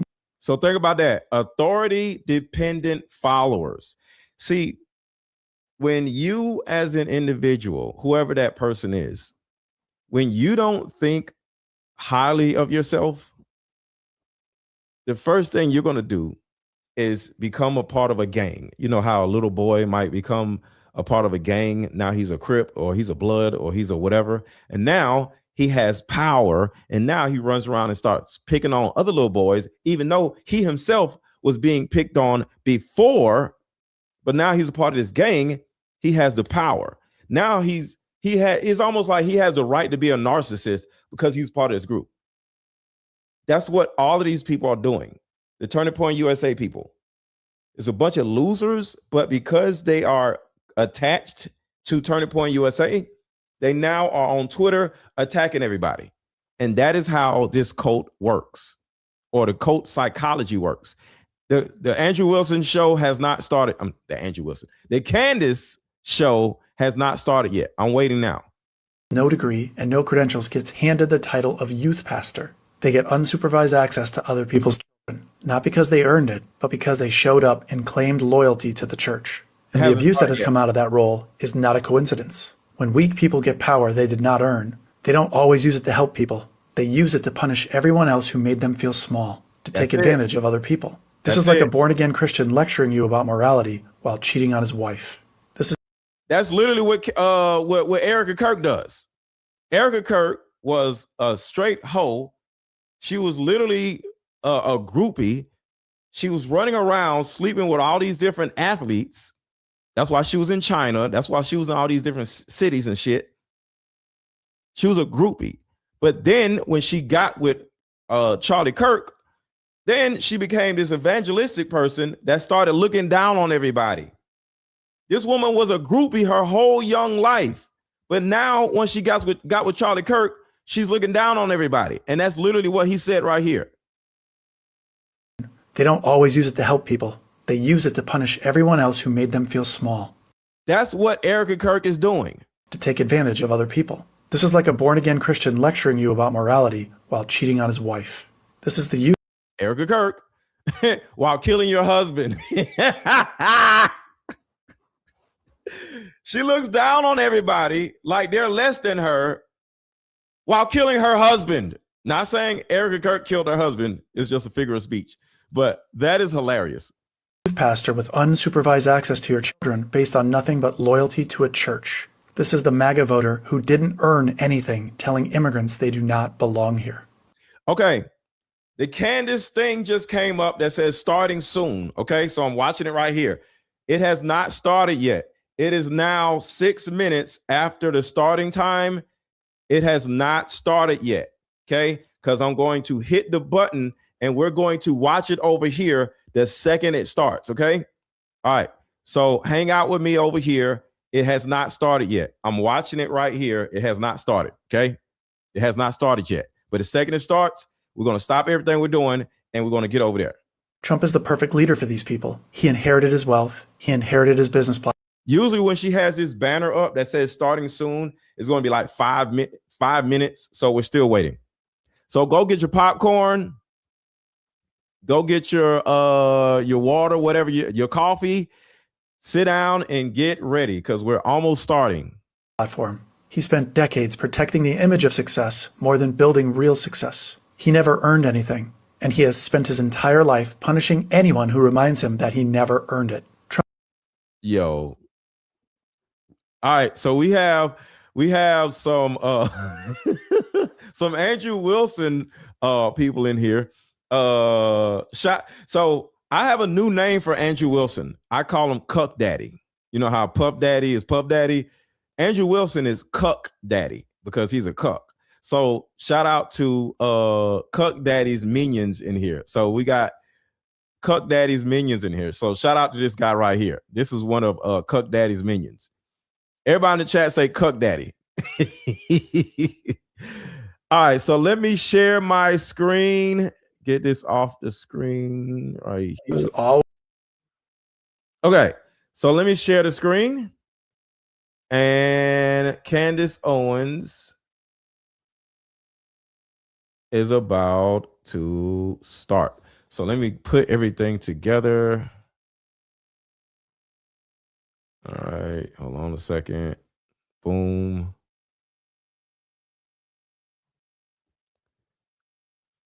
Hold on 1 second, y'all. Get rid of that.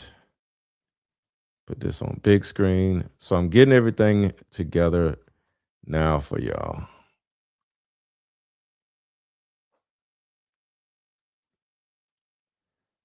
All right, let me put myself in the corner. What is happening?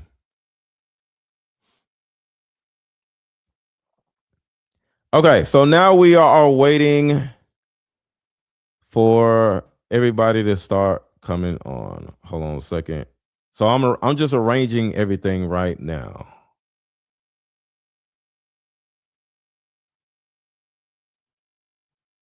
Okay, let me get all this stuff out. Okay, so let me do this. All right, and we are ready. Okay, all right, so I got my people up. We got the Candace. All right, so how do you guys think this is going to go? Do you think Andrew Wilson?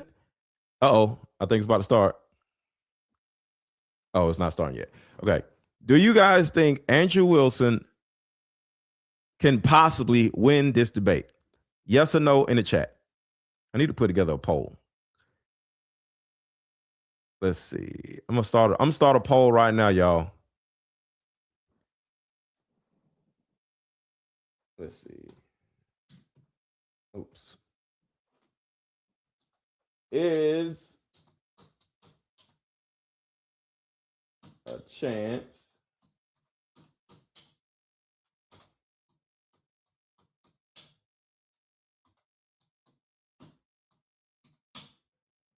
I'm gonna say, if does he storm off? gets mad and storms off. Because he already paid Candace. So if he storms off, nobody's going to care. All right. So I just put up a poll saying that, is there a chance that Andrew Wilson gets mad and storms off? And let me know what you guys think in the comments. Okay. So I just want to catch it the second it comes on. So let me see. Since we're waiting,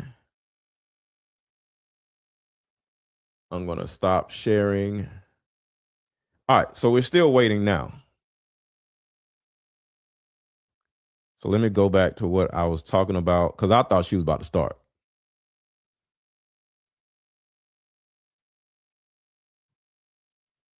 So we're still waiting, y'all. So now to help run cover, they're sending people like Rob McCoy, Mikey's dad, out into the podcast circuit to lie for them. Watch the clip.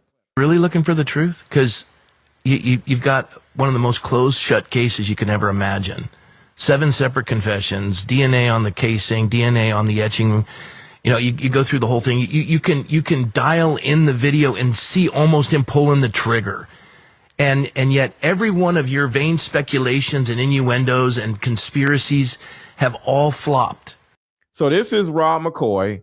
And because this debate is starting, they're all coming out of the woodwork trying to just act like we don't see the obvious. So listen to what he said again. Just listen to what he said again. Let me back it up a little bit.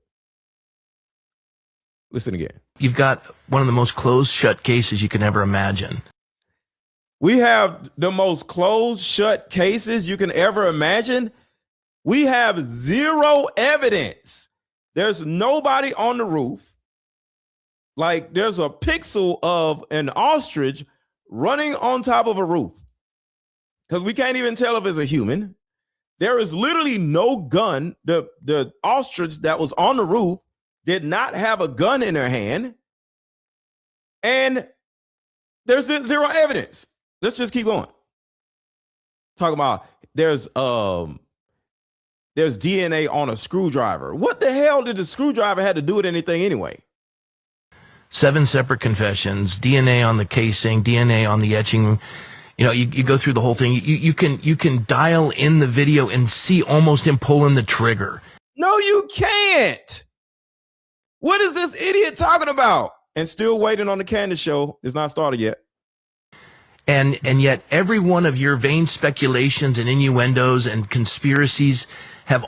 And Lance Twiggs, his DNA was on the gun and was on a screwdriver also, but Lance Twiggs isn't in jail. And I personally think Lance Twiggs was up on the roof, but that's neither here nor there. All flopped, and they've all been debunked, and you're still buying into it. I mean, it's like you're at Vegas and you're addicted here, and you're going to keep going and pulling more money out of the ATM because you're going to win sooner or later. And the thing about it is that scares me about this is these are pastors, these are leaders, these are evangelistic people that are literally just lying when we all can see that they're lying. I want y'all to think about that. It's one thing about telling a lie and you don't want to get caught with the lie. But we all see the same thing you see, Rob McCoy. And you are this pastor and you're blatantly lying. That's disgusting. To blatantly lie. She's not going to have a return on her investment. Brian's going to win that lawsuit. She's going to, listen, she makes a lot of money at this. Yes, she does. And oh my God, now they're going to say she makes a lot of money. See, this is what I'm saying about this debate. That's all they're going to say. Candace is making this whole investigation a clown show. They're on the show with, well, she's on the show debating about the case. That's what I'm saying. They're going to try to make it look like Candace is making a clown show out of this situation. Oh, let me check the email. What BM said, make sure to check the email. Okay. I'm gonna check the email now.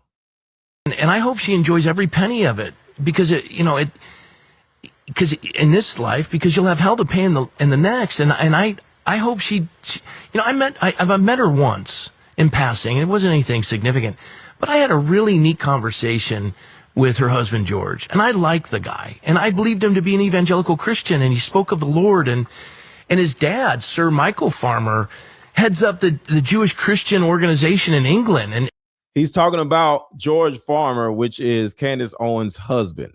So now he's talking shit about George Farmer, talking about he's an IHOPian also. Listen to this shit again. And I like the guy. And he's talking about George Farmer. Believed him to be an evangelical Christian, and he spoke of the Lord. And his dad, Sir Michael Farmer, heads up the Jewish Christian organization in England. And he's royalty in that sense. He's part of that class. And he is a Zionist. He's a Zionist is crazy. Is George Farmer a Zionist? Does anybody know? Hold on, let me ask the guys real quick. Hold on. Rob McCoy.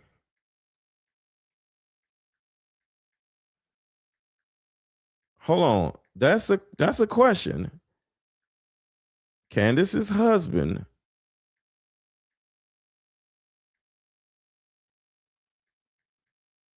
I want to know if he is a Zionist.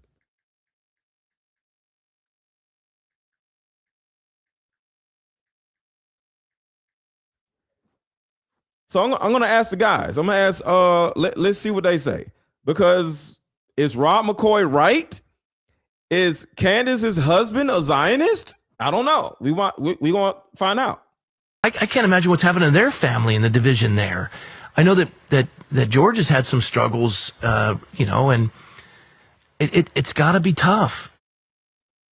That's what panic looks like. Desperation. That's what desperation and panic look like. Rob McCoy, the guy who told you that his son, Mikey McCoy, acted heroically. He was covered with blood on September 10th. When you can clearly see him on video, he didn't even look at Charlie. He was on the phone. Charlie's lavalier microphone blew up. It malfunctioned. And Mikey McCoy just walked away on the. Up with BM. Would you like to come up and share your opinion about this email? Because I want you to elaborate. So Up with BM sent me this this super chat right here. And you said, check your email. So I'm reading the email right here. You don't have to show your face if you don't want to, but would you like to share your opinion about what you sent me? I'm going to drop the link. I want you to elaborate on this. So, Tamara said, Andrew Wilson is finishing up his cigarette. So hold on. Join on this stream.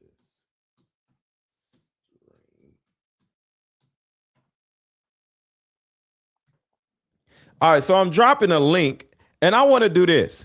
If any of you want to come up and share your opinion and watch the live stream, this debate with me, hit the link. I think I'm going to do that. So it's not just for Up with BM. If anybody wants to come up and share their opinion on this debate along with me, hit the link and pull up. Especially Up with BM, because I want to know what he thinks about.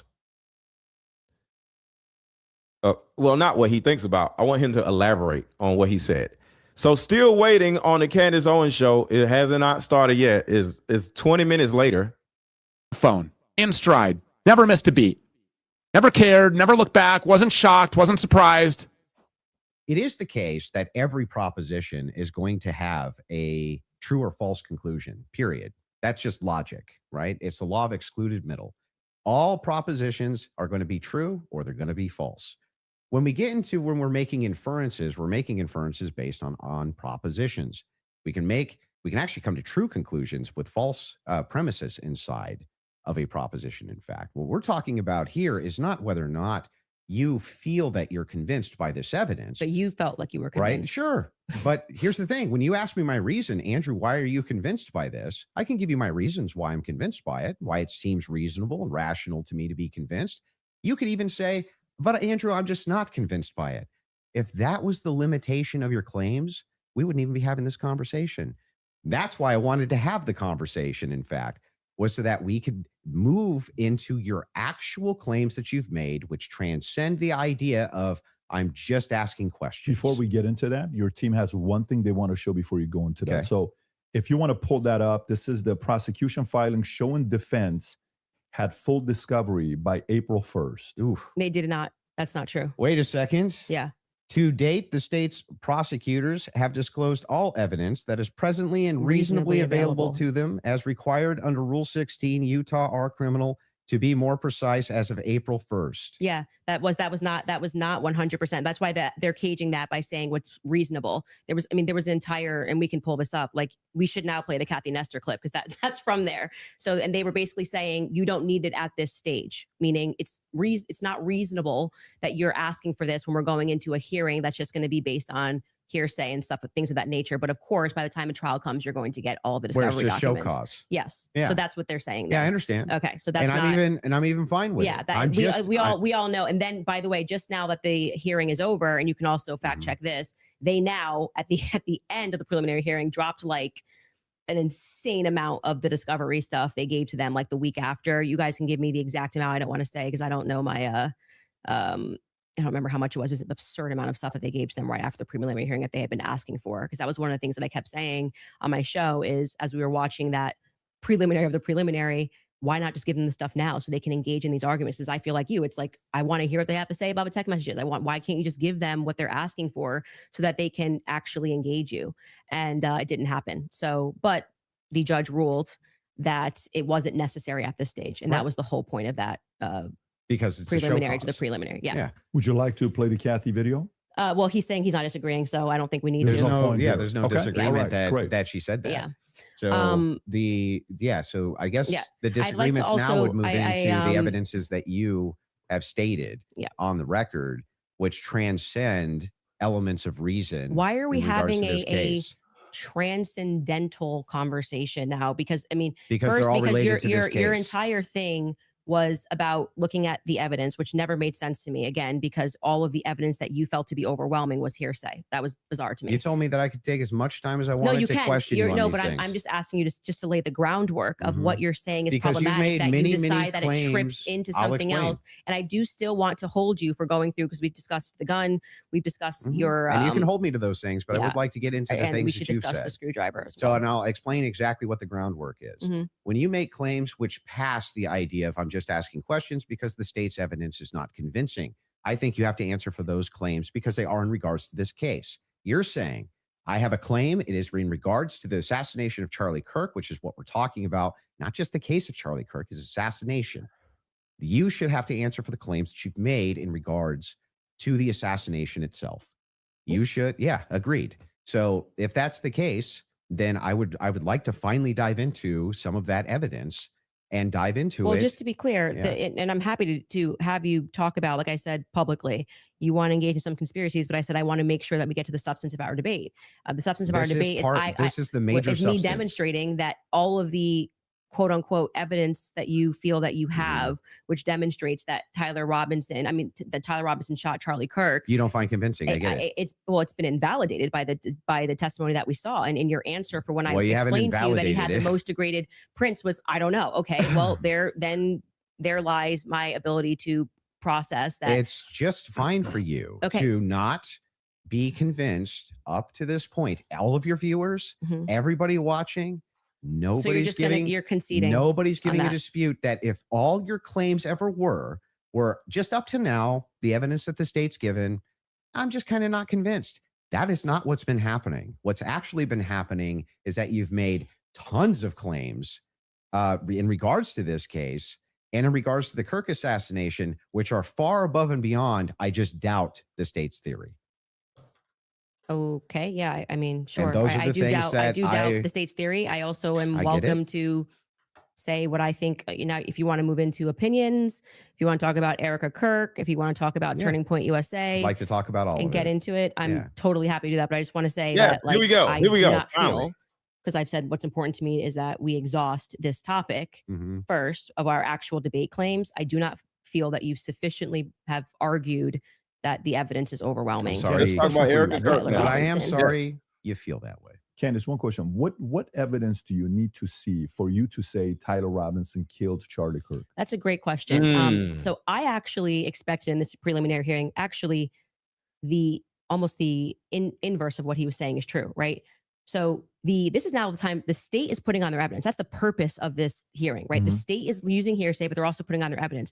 So I was just expecting some sort of a slam dunk. Like, we got him on camera taking the shot. At least we have him clear on camera. You're telling me this guy drove 13 hours all around. Like, we can definitely show you a picture that it's going to be beyond a reasonable doubt before we even get to the trial. People are going to see and go, oh crap, like, it was really Tyler Robinson. I was expecting to at least see evidence that, because I had reported early on that the source was saying that Tyler did not step foot on campus that day. It is my perspective that he had something to do with something. I do believe he was disposing clothes at this stage, at this phase. I do believe he was disposing clothes. He was involved somehow.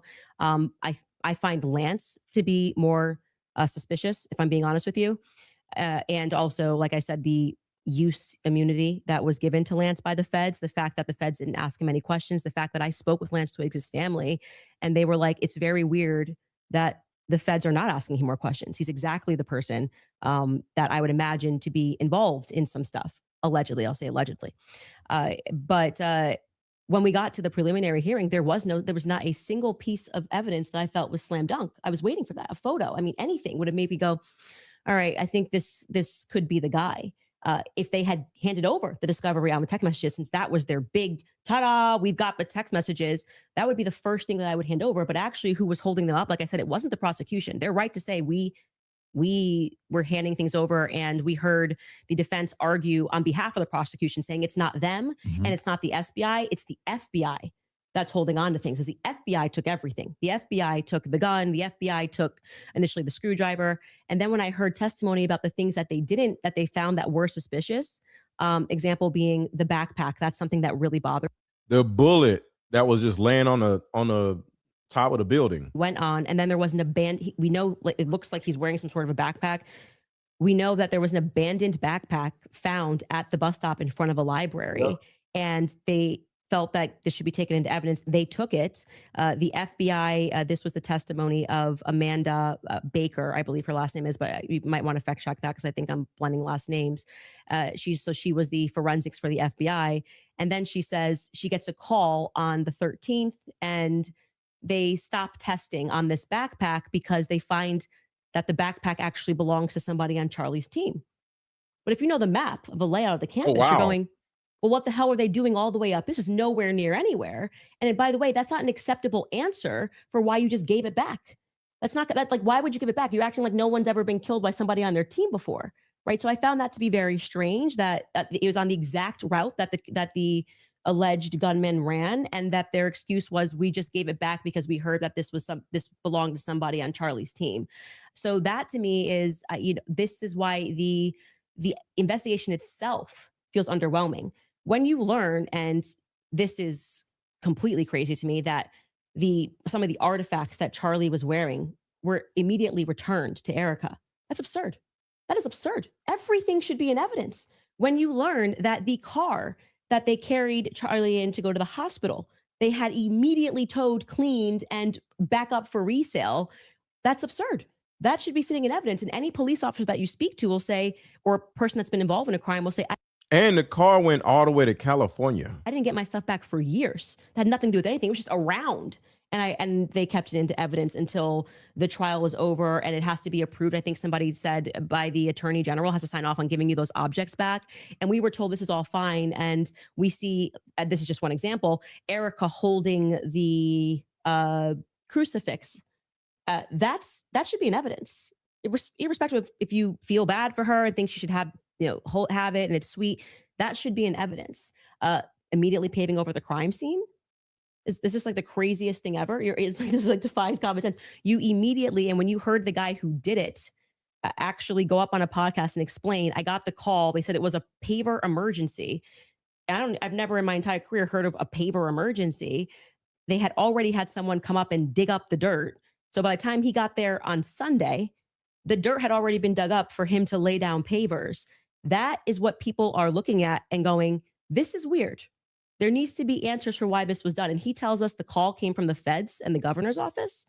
UVUs washed their hands of it. And what he's saying sounds true because we heard during the testimony, one person described the regions of who was in control of everything. The feds were in control of the courtyard. So in order for anybody to have paved anything, that was federal territory, so to speak. I'm maybe not using that in the best cop term, but the feds were in control of the courtyard.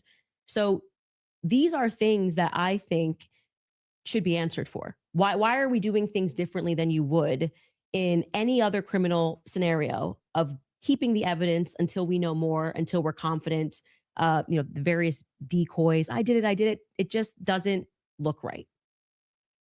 Okay, so go back to the question. So what would you need to see for you to say? Something, if they had, I was expecting, here we have him, he took the shot, here it is. And then I'd be like, great, a clear image of him on the staircase where I'm like, that's definitively Tyler Robinson and he was on campus. We got nothing. We got literally nothing but hearsay of people saying.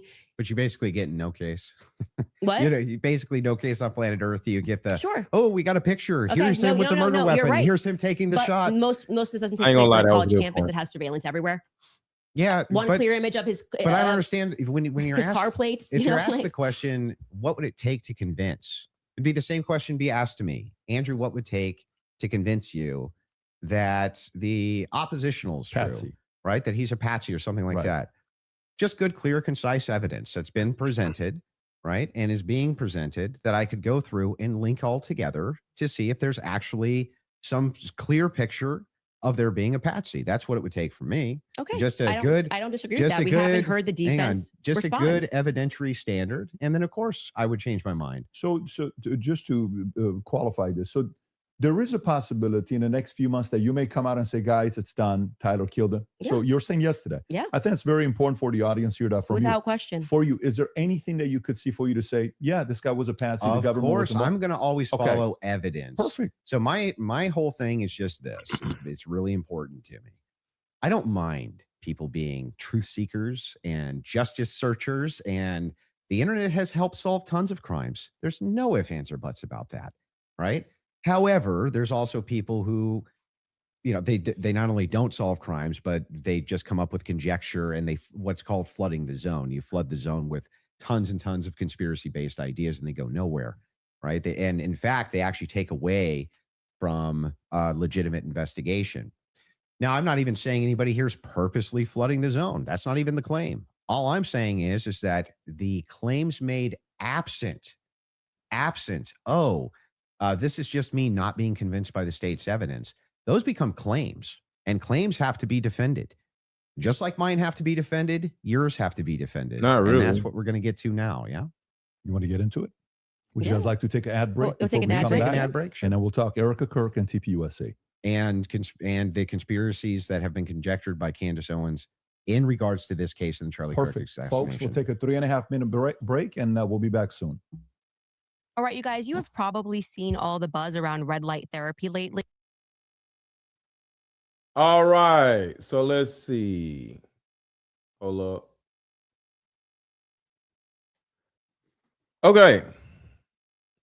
Hold on.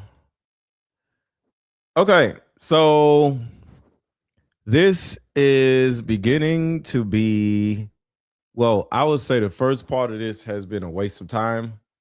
I didn't get anything out of this, but I think they're about to now get into something. So we'll see what happens. And with all that being said, let me play a commercial. So be right back. This just in, a new way of healing is sweeping the country, and it's a card game called Like Mother, Like Daughter. This game is powerful. My favorite question was, if you could parent me all over again, what would you change? This card game has a mother deck and a daughter deck, so we both have questions for each other. These are some good questions. Do you think I'm a people pleaser? If so, where did I get this trait from? This card game actually helped my marriage, and the questions showed me that I still had unresolved issues with my mom, and I was taking them out on my husband. If you don't do anything else, buy this card game. You won't regret it. Click the link below. Like another light thought, we are the same. You'll see when we play this game. Okay, so does anybody have any feedback or anything to share or what you got out of this? Hold on. Vinny, are you there or are you just there? All right, so let me just drop this person. I don't know what they're doing. Let's see. Mimi, what are your thoughts? I'm not in America, bro. Like, oh my God, if I could just at least get a sense of Mimi, it's just words. What do you think about the words? I know you're not in America, but like, I don't know. You came up here, so I'm thinking you wanted to. Yeah, no, of course I have an opinion. I always do. Well, what's your opinion? Listen. I never heard of this Andrew dude, right? It's shameful that anyone has at this point, okay? The other guy I heard of, because he paid so much for ads that they was shoved everyone's throat. And there's two, and the third one is your girl. And to that I will say, listen, she has some good things to say, absolutely, and I'm happy for that. And I despise the French as much as she does, and that's all good. But this is why you cannot always lie in the media, and I have caught her lying, but she's, like, I'm not there, but I caught her lying online. And to me, all of those American characters, this lie have, like, what lie? Yes, because in order to, for example, about the taters, right? The papers, okay. The taters, yes. So you covered them a lot, and I'm grateful for that. Oh, you're talking about Andrew Tate and Tristan Tate. Yes. Okay, yes. Go ahead. Okay. So that's the most despicable thing I've seen her do to this day. Like, listen, it's not excusable anymore. She is late to every single game. Listen, me from Slovenia, I heard Trump talking, and I was like, hey, that sounds great, right? Yeah. But if you're like a researcher and in the politics and like some kind of informed person, at least that informs other people, I would never talk about things I don't understand, right? But she does, right? Number one podcast in the world. So you can't be that behind. You can't be that late to the game each and every time. Let me share my opinion about that. So sometimes, because I'm late to stuff. So the reason you're not a researcher, you're a card salesman, and you're doing a great. Wait. So sometimes you want to be late because if you jump out there too early without knowing all the information about anything, you could turn around and be totally wrong, and now people can discredit you and say you are dumb or an idiot or you're on the other side or something. So it's bingo. important. So why would she jump on Trump train? Why would she jump on the tater tots? Like, it's too late. For me, it's been each and every time. It's easy when it's all said and done. Trump is playing his own, you people don't see it, but his only purpose was to steal all the tax money and all the money in the world that is to be stolen. Wait, Mimi. I'm asking you your opinion about this whole situation, and now we're talking about Trump. So hold Oh on. yeah, because Wait. no. Mimi, hold on. Well, BM, you there? Because she been trying to go. You Yes, there? I'm here. Okay. So I'm now I think sorry. we got enough time. Okay. I'm out here in this Florida heat working, and my Okay. phone keeps getting too hot, so that's why I keep leaving and coming back. Oh, okay. But to get to what I was saying in the email, Yeah. so when that video came out was after Charlie was already gone. So Okay. we were all assuming that those threats were made after Charlie was already gone. Okay. But my mind is thinking like, what if those threats were before Charlie? Because the same way that threat said they was going to take out Candace is the same exact way that they took out Charlie. So now I'm wondering what is going on now. What is going on? Because she has been stuck on this whole Charlie thing for about about a year almost. And Yeah. in that video, they said we're gonna have her busy the next 6 months to a year. The man literally said that in that video. Yeah, but 6 months, a year has went by now, and nothing happened. So what do you think about No, that? but the thing is, something did happen. The 6 months to a year is what they got her busy with now. That's why I'm saying what is actually going on. Because we're still pretty much in that 6 months to a year where she's busy talking about Charlie Kirk versus what she was uncovering when she was all up in Brigitte's ass. Yeah. So I'm wondering what is going. Is this Candace being busy and something else is actually going on? I don't know what to think of this. Okay, That's why so I wanted to get your perspective on, because we was thinking that all of this was perspective after on what Charlie, but though? what if this was before Charlie? I don't know. I don't know. I don't really have a perspective on that because we don't even know if the dude is real. You know, True. somebody could have just made that up. You know, so True. I don't know. True. You know, but what is your opinion about this situation with Andrew Wilson and Candace Owens thus far? I think this thing is almost unbearable.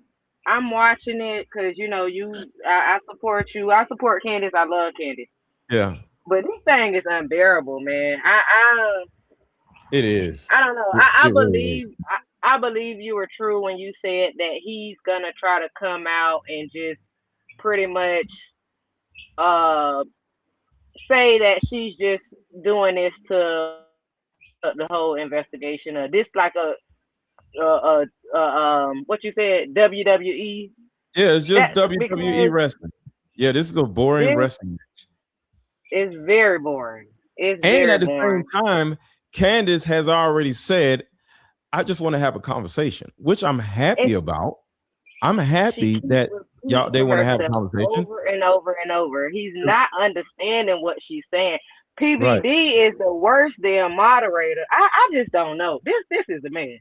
This whole thing is just a mess. So I think it's important for two people to have a conversation about something because I said earlier, this can't be a debate because nobody has any facts because this is an ongoing investigation. So this whole thing is stupid. And that's why I said it makes no sense for Candace to do this, but the money she makes is going to, she's going to be $1 million richer, like I said, before the day is over. So that makes sense. Who would not want to, get $1 million legally? So, but altogether, I would not. You would not? No, if I had 5 kids, my God, are you crazy? My husband is a billionaire. I have to do a #1 podcast in the world? Absolutely not. A lot of things, and then what I came back on here for is because what she was saying, like a lot of people like to look at people just because they got a money, like they got a lot of money, they still human. Candace is still a human being. But and let me add you something can't to say, that. why is she jumping to things? Why is she jumping? She's still a human. So look, let me add something to her being a human. She's a human dealing with 2 or more lawsuits. So you may say her husband is a billionaire, this and that, da, da, da, da. A lot of times when you're being sued, You can't But help she the didn't person have that's to do getting that. She didn't have. wait. So the person getting sued, if they have a business, your husband cannot help that person with the lawsuit because they can get sucked in the lawsuit. Now they can That's turn around and pennies get for sued. them, Mr. Let Go. So the That's point, pennies for them. For so the her point, in-laws, that's wait, can pennies. I finish?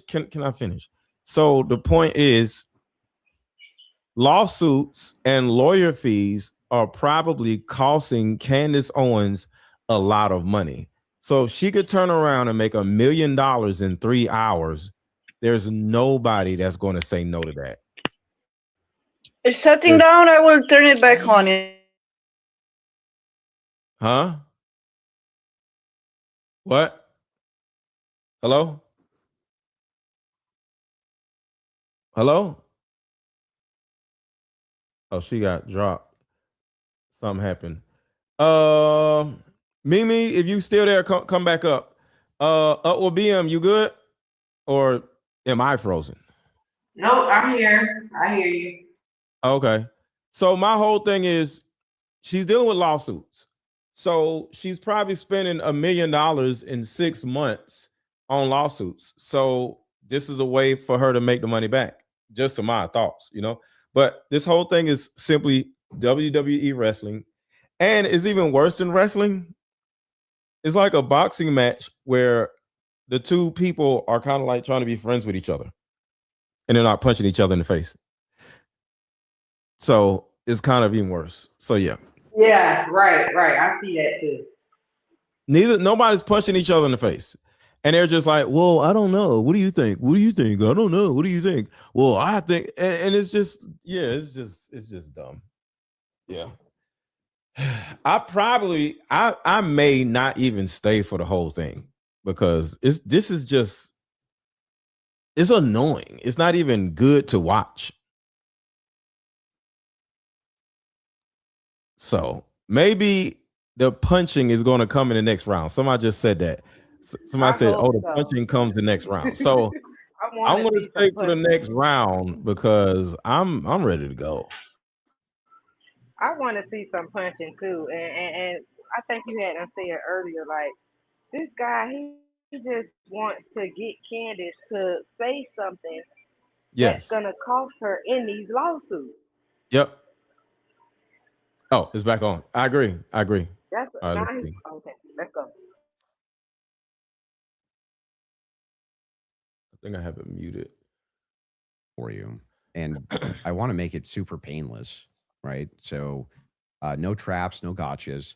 I'm just going to ask them direct. And I think that as long as they're not loaded, if they're loaded. Okay, so now here comes the punches. As long as they're not loaded, if I just directly ask them, I'm hoping that you'll just give me a direct answer.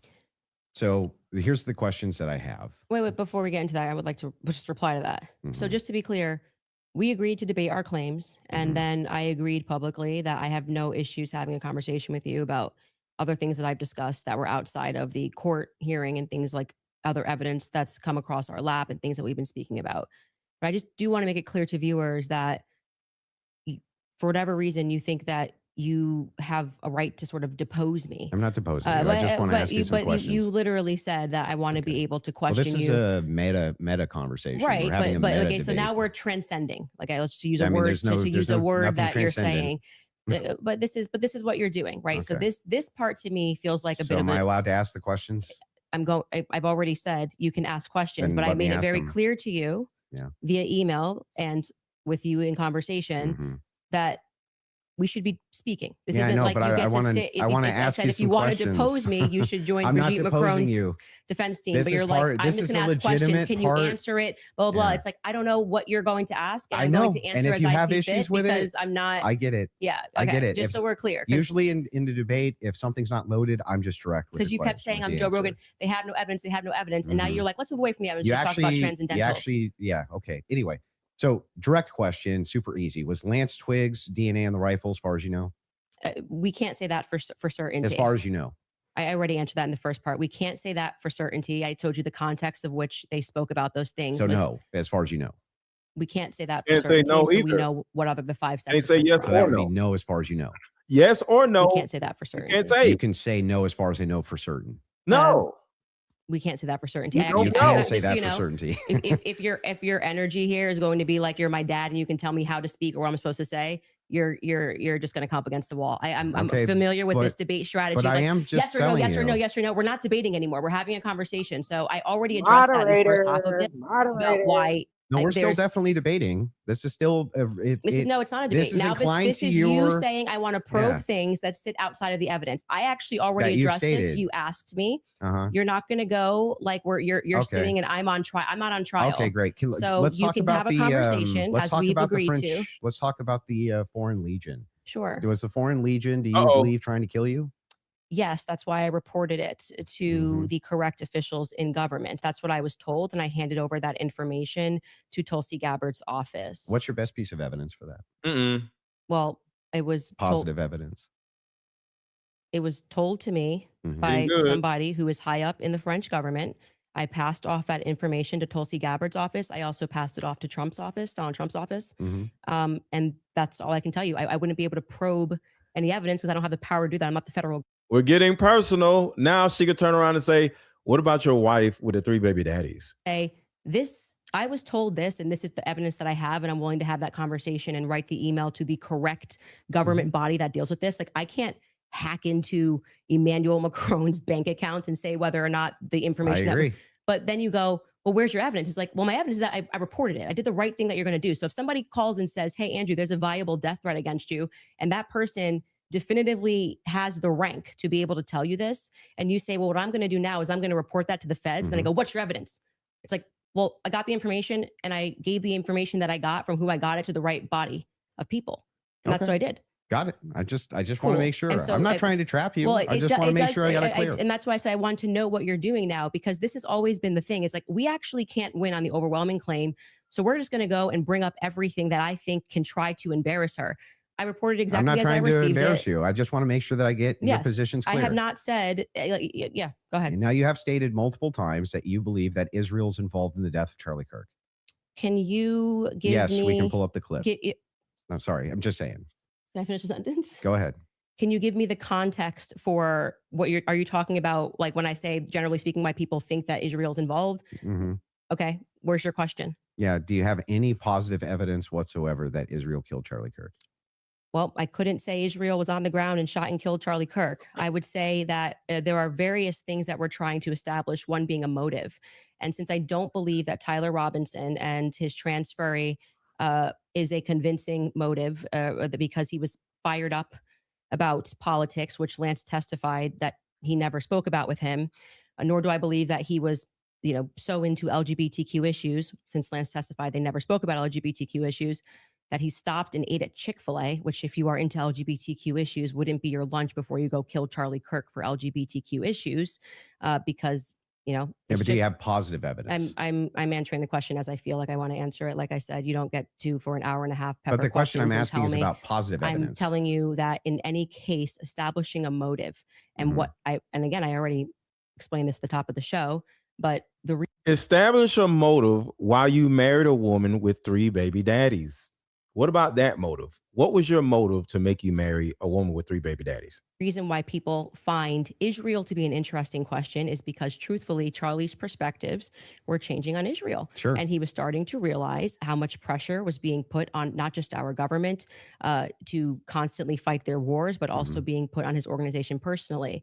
If people had come out and been honest about that, rather than rabid claiming he never flinched and everybody's lying and this is not true, you would probably have people that just go, that's life. People change their opinions. I understand. And then there was the rabid, I mean, not even that. It's like everything was about trying to convince the public how much he liked it. So then other Israel. than intuition, how you feel about things, do you have any evidence Israel was involved in killing Charlie Kirk? I have already said, and if you're watching my show and the context of what I said, this is the general sense of why people think Israel's involved. Nobody has made the claim that Israelis, there were also, obviously Ian Joe Carroll Kent. made the claim. Well, Joe Kent, who I think would have the right to assert it, noted that there were 12 Israeli cell phones on the ground that day. I think most people would like to probe that. Now, it could be maybe they were students, and they were Israeli students in Utah that day. but we'd like to probe that narrative because what we've seen after coming from the Israeli government, the Israeli prime minister, kind of denying that he did it, which wasn't really necessary, was quite busy.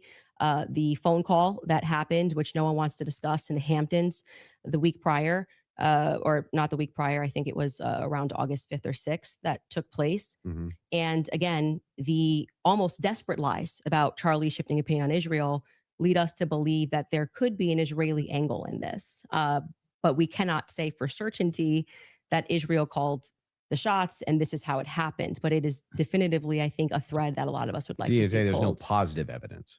Whatever you want to say, however positive, negative, however you want to say it. Well, I like don't need positive to, I evidence can just would have a be conversation. material evidence and other evidences which would what we've point you said to it. is on our show is what we've said, which is this feels like a conspiracy building. There's no reason to lie about these things, and yet people are lying. BB ain't acting right. The Hamptons thing was weird, and the way they tried to shove the Israel narrative down our throat immediately. I mean, the day he died, posting a picture of him with an American and Israeli AI'd photo on the president's feed doesn't feel right. Do you have So any evidence that Erica Kirk or tpusa participated in the murder of Charlie Kirk? I've never said they participated in the murder of Charlie Kirk. So how could I say that I have evidence they participated in the murder of Charlie Kirk? Okay. So then you don't believe that they did. I never have said that statement, so I'm not going to get you to ask me personal questions about things that I've never said on record. Okay. There we go. Your team is sending messages in the back saying they have a video they want to play. Okay, go ahead. I don't know what the video is. Uh-oh. If you're, yes, you said that there's a video you want to play that Candace said she has full confidence Israel was involved. Yep. Yeah. He said evidence that they killed him. I said ahead this and is why play it, people think though. their involvement. So she If can they have the clip, Yeah, they if they can got play the the clip. clip. Yeah. They're referring to a clip.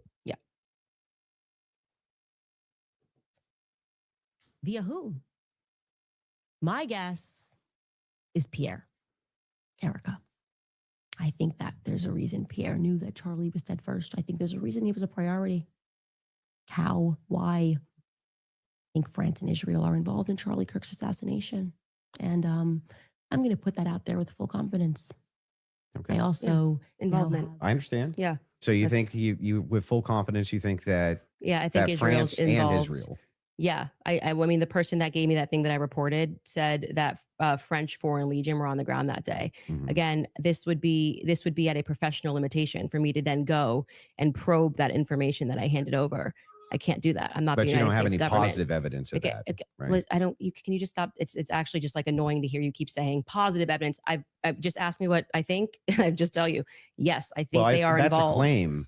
No, I said not a here's claim. here's what I think. I have every I right think- to ask you about your claim. Yeah, but and if I there's said positive evidence in for this your statement, claim. I literally just said I think, and I am allowed to think. And Yeah, you you're keep allowed to saying, think, do you have but you're making positive a evidence? claim. I have tons of positive evidence that I'm allowed to think. I Yes. agree. You're allowed to think. Okay. So Nobody's disputing whether or yeah, not but Candace like Owens is allowed to think. What I'm asking is but you have what's your issue then? positive What is your issue with the statement? evidence. I think Uh-huh. that Israel is involved. That's I not do. what. That's not just what you said. You said I did that say I it's with think. it's with full confidence. Yes. You That would I think mis- that if you had full Can you have confidence confidence, to think when you think? if I said, for instance, I think I'm going to be late to work, right, with full confidence, I would say my evidence for that is that I'm 20 minutes away and I need to be there in 5. Andrew, That's how you would know whether or not you had full I'm just going confidence. to tell you something. Hang on, let me finish. Sure. If it was the case that I said I have full confidence I'm going to be late to work, I would say my evidence that I'm going to be is that work is 20 minutes away, right, and I have to be there in 5. You just So I have said full that. confidence. That's why I would think that. So I'm asking if you think that Israel and France were involved in the assassination of Charlie Kirk, and you say with full confidence, I'm just asking for the evidence, or at least walk me through the mindset of why it is that you could think that with I actually evidence. don't have to walk you through why I think. I can give you something that I think with full confidence. I think with full confidence that you know you lost the substance of this debate, and now you're moving toward things that I have said that I think, which I can do. I'm They're allowed to think pertinent to that. this debate. It's not exactly pertinent to this It's debate. 100% It's pertinent. not pertinent because our debate These are claims claims made about Charlie Kirk's assassination. That's the complete but substance of the debate. no, actually, Would you like to remind him of what our debate claims actually were? And would you like to remind you said I could ask you about any of these things to my heart's feel content? free, but you do not get to structure how I'm allowed to reply or ask me I'm why not are you allowed to structuring how you're think? allowed to reply. I'm just asking you direct questions. I have full confidence that you do not feel that you represented your claim well. And so now what you came That's prepared nice. to I just do is wanna to know- present yourself like a professor of I fallacies. just want to know. And to say, you're not allowed to say that. You can't. It's You my can say podcast. whatever you want. Well, I Nobody's said it. disputing that. I'm It asking. seems like you are disputing I'm it. asking I think that specifically when this why is you all think said that. and done, I've already explained to you. I explained at the beginning of this Mhm. why I think Israel is ultimately going France. to be proven to have involvement in this. Mhm. I just explained to you in the middle, and now you're wanting me to structure the sentence or provide evidence. You don't have to. You're just allowed to think. And I've explained to you my thought process. I don't need to structure it in a sentence. If you feel like a professor today, you picked the wrong day. Don't you think that like tens of thousands or hundreds of thousands of people would want to know what Candace Owens' positive evidence for why it is No, I that don't- Israel and France were involved in the most traumatic public assassination of Gen Z's lifetime is? That's why they watch my podcast. So you're just going to drip to them? Like, here's why It's I not think dripping. that? Every time we come across any of these discussions, they're watching this in context and they know why I'm saying it. So, for example, when you're bringing up, Candace, where's your evidence for France doing this? I just told you someone who was high ranking in the French government, right? Who's nameless? Of course. Of course. Of course. Of course. But So there's good reason to so it's not a doubt this. conspiracy, though, if I then took it to the federal government. Like, you can't just go out there making a claim to the federal government. You get in trouble for making false statements and things of that nature. So, and then you go, well, I'm going to probe that. Well, how can you probe? You can go to jail for making false statements, just for the record. So she has him on that. That?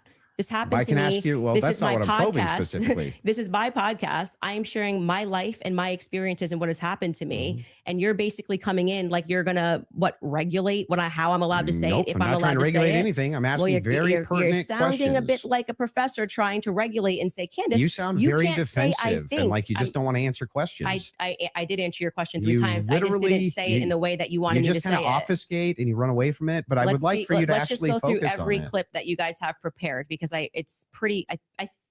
I think with full confidence, people will recognize the strategy that you're trying to employ. So let's get to the next clip you have prepared. Sure, they can pull up whatever clips whatever they want. it is yeah. that you guys have prepared. So let's But go. but I would still. On this point, I just want to make sure that you have full confidence that France and Israel were involved in the assassination of Charlie Kirk. I think in and the you end, have no evidence for it at all that you'll give us. Well, I already did tell you where it came from. Like I said, I can explain it to you. I can't understand Did it that for same you. So if higher you up need to, tell you if that need he was to- going to kill, or that France killed Charlie Kirk, or just that you were in danger? They said that the French Foreign Legion was involved and on the ground that day. I've already said that. You just don't like hearing it. No, Candace, just out of curiosity, Yes. when you pass down that message to a Tulsi or Trump, Tulsi's office, yes. Tulsi's office, are you giving them who told you that, or you're just saying, here's what I heard from And somebody? I have this information. Sure. And of course, if they wanted to open a file on it, which I thought was quite mysterious, that Trump's office never got back to us. It was kind of weird about maybe they're not the correct office to. I did receive a response from Tulsi Gabbard's office, but I don't think there was ever any investigation into what I Got said. it. So the call was, hey, I've been Emailed. told It's- the email. Yes. Email was, I've been told I have somebody is- information, that the French Foreign Legion was on the ground during Charlie's assassination, and that it was a lot of information, but Well, you didn't give specifics who it was from. not in the first email because I figured they would Perfect. Yeah, So if they do contact you, 100. are you yes, comfortable giving 100% who it is? No. I would absolutely give them as much And information can I as ask a possible. question? If whoever's the Why? U.S. government, why are you not? Yes, it's very strange to me. You know, so if that's the case, now they may respond back and say, we did, that's their position. I did. I'm That's not why I involved. did it in writing. And so I'm glad that's the case Yes. because so if they And do right ask away in you- Trump's office, his Margot got right back to me. She said it was on his desk, so he has that. There's no. And if you do say that and they Mhm. contact that individual, obviously you don't have to leak your sources here. Mhm. Is there enough credibility where that person would be willing to talk to them and explain to them exactly what their sources are? Yes, Okay. I mean, it seems reasonable. And so why he's asking me to defend that is I'm not. Never I did. think those are two different things. That's more Two something I'm totally asking different to say, claims. why are they not reaching out to you? I've asked that many times on my podcast. What do you think about that, Andrew? What? The fact that she emailed, she gave it, and nobody reached out to want to contact the They source that she's probably willing didn't to think it was share. actionable. is my guess. But why is he twitching? Great. Every lead should be followed up on within the confines of what's rational and reasonable. Is it fair to say that this is maybe a different individual because this is a Do y'all see how he twitches? Well, we we don't- had a relationship with Wait, Charlie. who? No, her relationship. Like Yeah. Do y'all see it?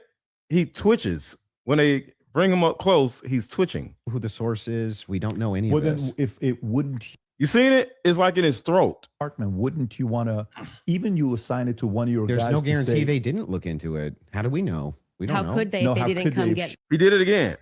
It's something in his throat. He keeps twitching. He didn't give it the to them. information, more of the information, because it And was a by the way, long file. Yeah. This is a separate. This has Did got you send nothing to them do the with the guy's debate. name? This is more on. Well, I sent the email assuming that's you kept saying like you go and you make a report, you think they're going to come back to you and say, hey, what's more information? We're investigating this, and that didn't happen, and which is what I raised. No, I I'm found asking, that did you send them the especially source of because the this was at a claim? time where they were saying that they wanted to explore every possible lead. I even texted Dan Bongino. But did you? So actually it was three offices. Let me ask The one question. and then executive I'm gonna come to office, you. Dan Bongino, and Tulsi Gabbard's office. Okay, so a follow up to that is the following: Mhm.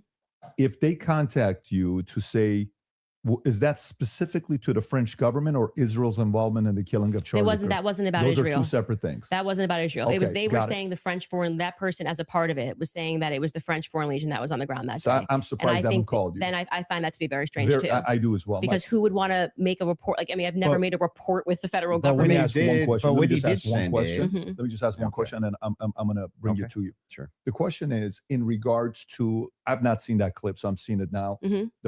I'm full confidence. I believe that Mhm. Israel French was involved. Is that also based on a source that somebody told you that Israel was involved in the assassination of Charlie Kirk, or is that a gut feeling?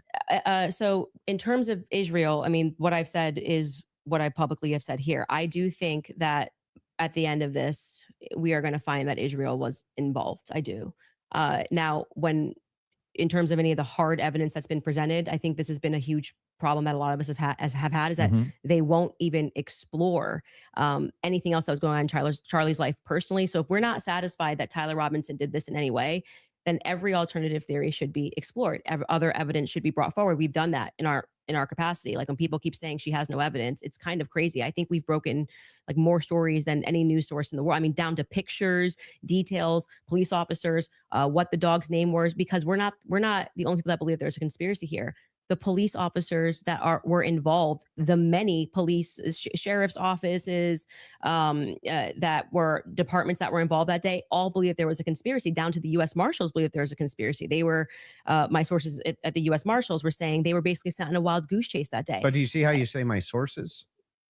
Am I not allowed to have sources? Well, Like the thing is, funny. So is CNN allowed to have well, sources? hang on. I but have we can't? sources. If I said I have sources that claim none of that's true. In fact, my sources claim that her sources are lying. My sources claim that none of them believe that there's a conspiracy. My sources claim all of them really think that Tyler Robinson was a lone gunman. If I just said that as hypothetical, wouldn't you say, what? Yeah, I think what probably adds weight is like then when I drop photos of the car that no one was supposed to see, people go, okay, her sources are legit.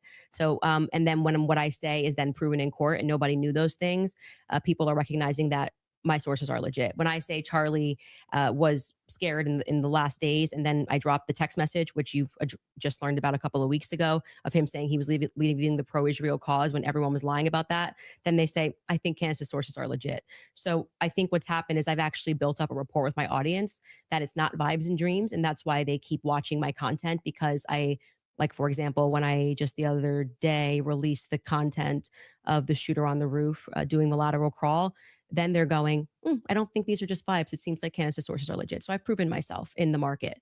Yeah, I'm not sure that would legitimize your sources as being legitimate when it comes to the idea that, they all believe that there's a conspiracy going on, which is actually what your claim is now. How Well, would that I actually, was just- hang on, I'm almost done.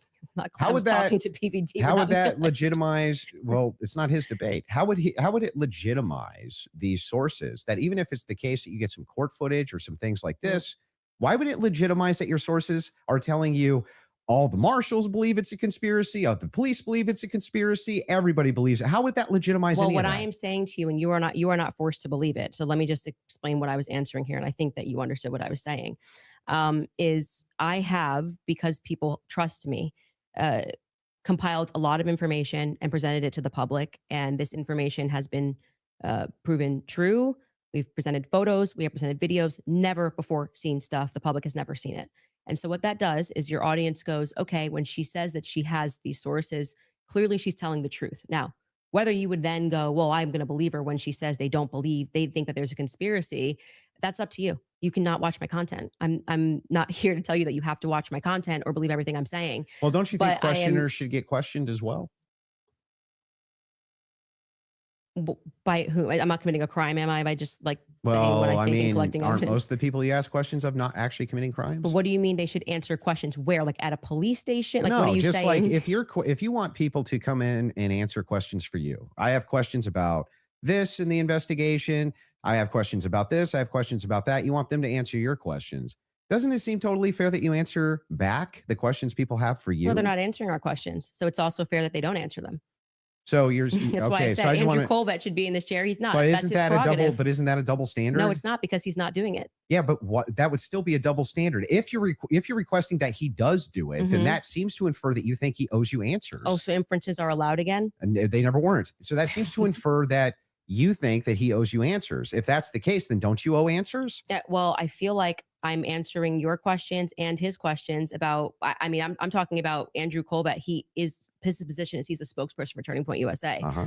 So when the crowd turns against Turning Point USA on the basis of a lack of information or because there has been, I don't know, seeds sown of distrust, I would imagine, and forget answering my questions because it doesn't need to be me. But aren't you sowing a lot of those seeds of Yeah, distrust? Well, I think they're doing a pretty good job themselves, if I'm being honest. You can blame it on Candace all you want. Well, People love to do that. The thing is funny is People like, act like I'm I think ground their zero. PR I'll be think fair I'm with you. ground zero of people not trusting Turning Point USA. I think that there was actually some kind of the PR there. last. I think there was some PR there. Sure, they could have done better.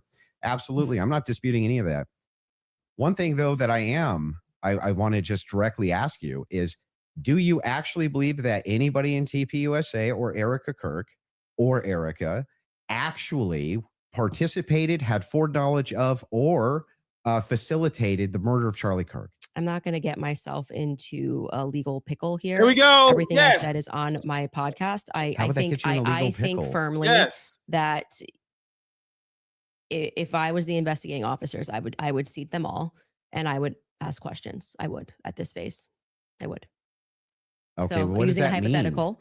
Does that mean that you do think so? I think it was not a Can't sufficient say, sir. investigation into what we know to be true of 80% of homicides. It's usually conducted by someone you know, right?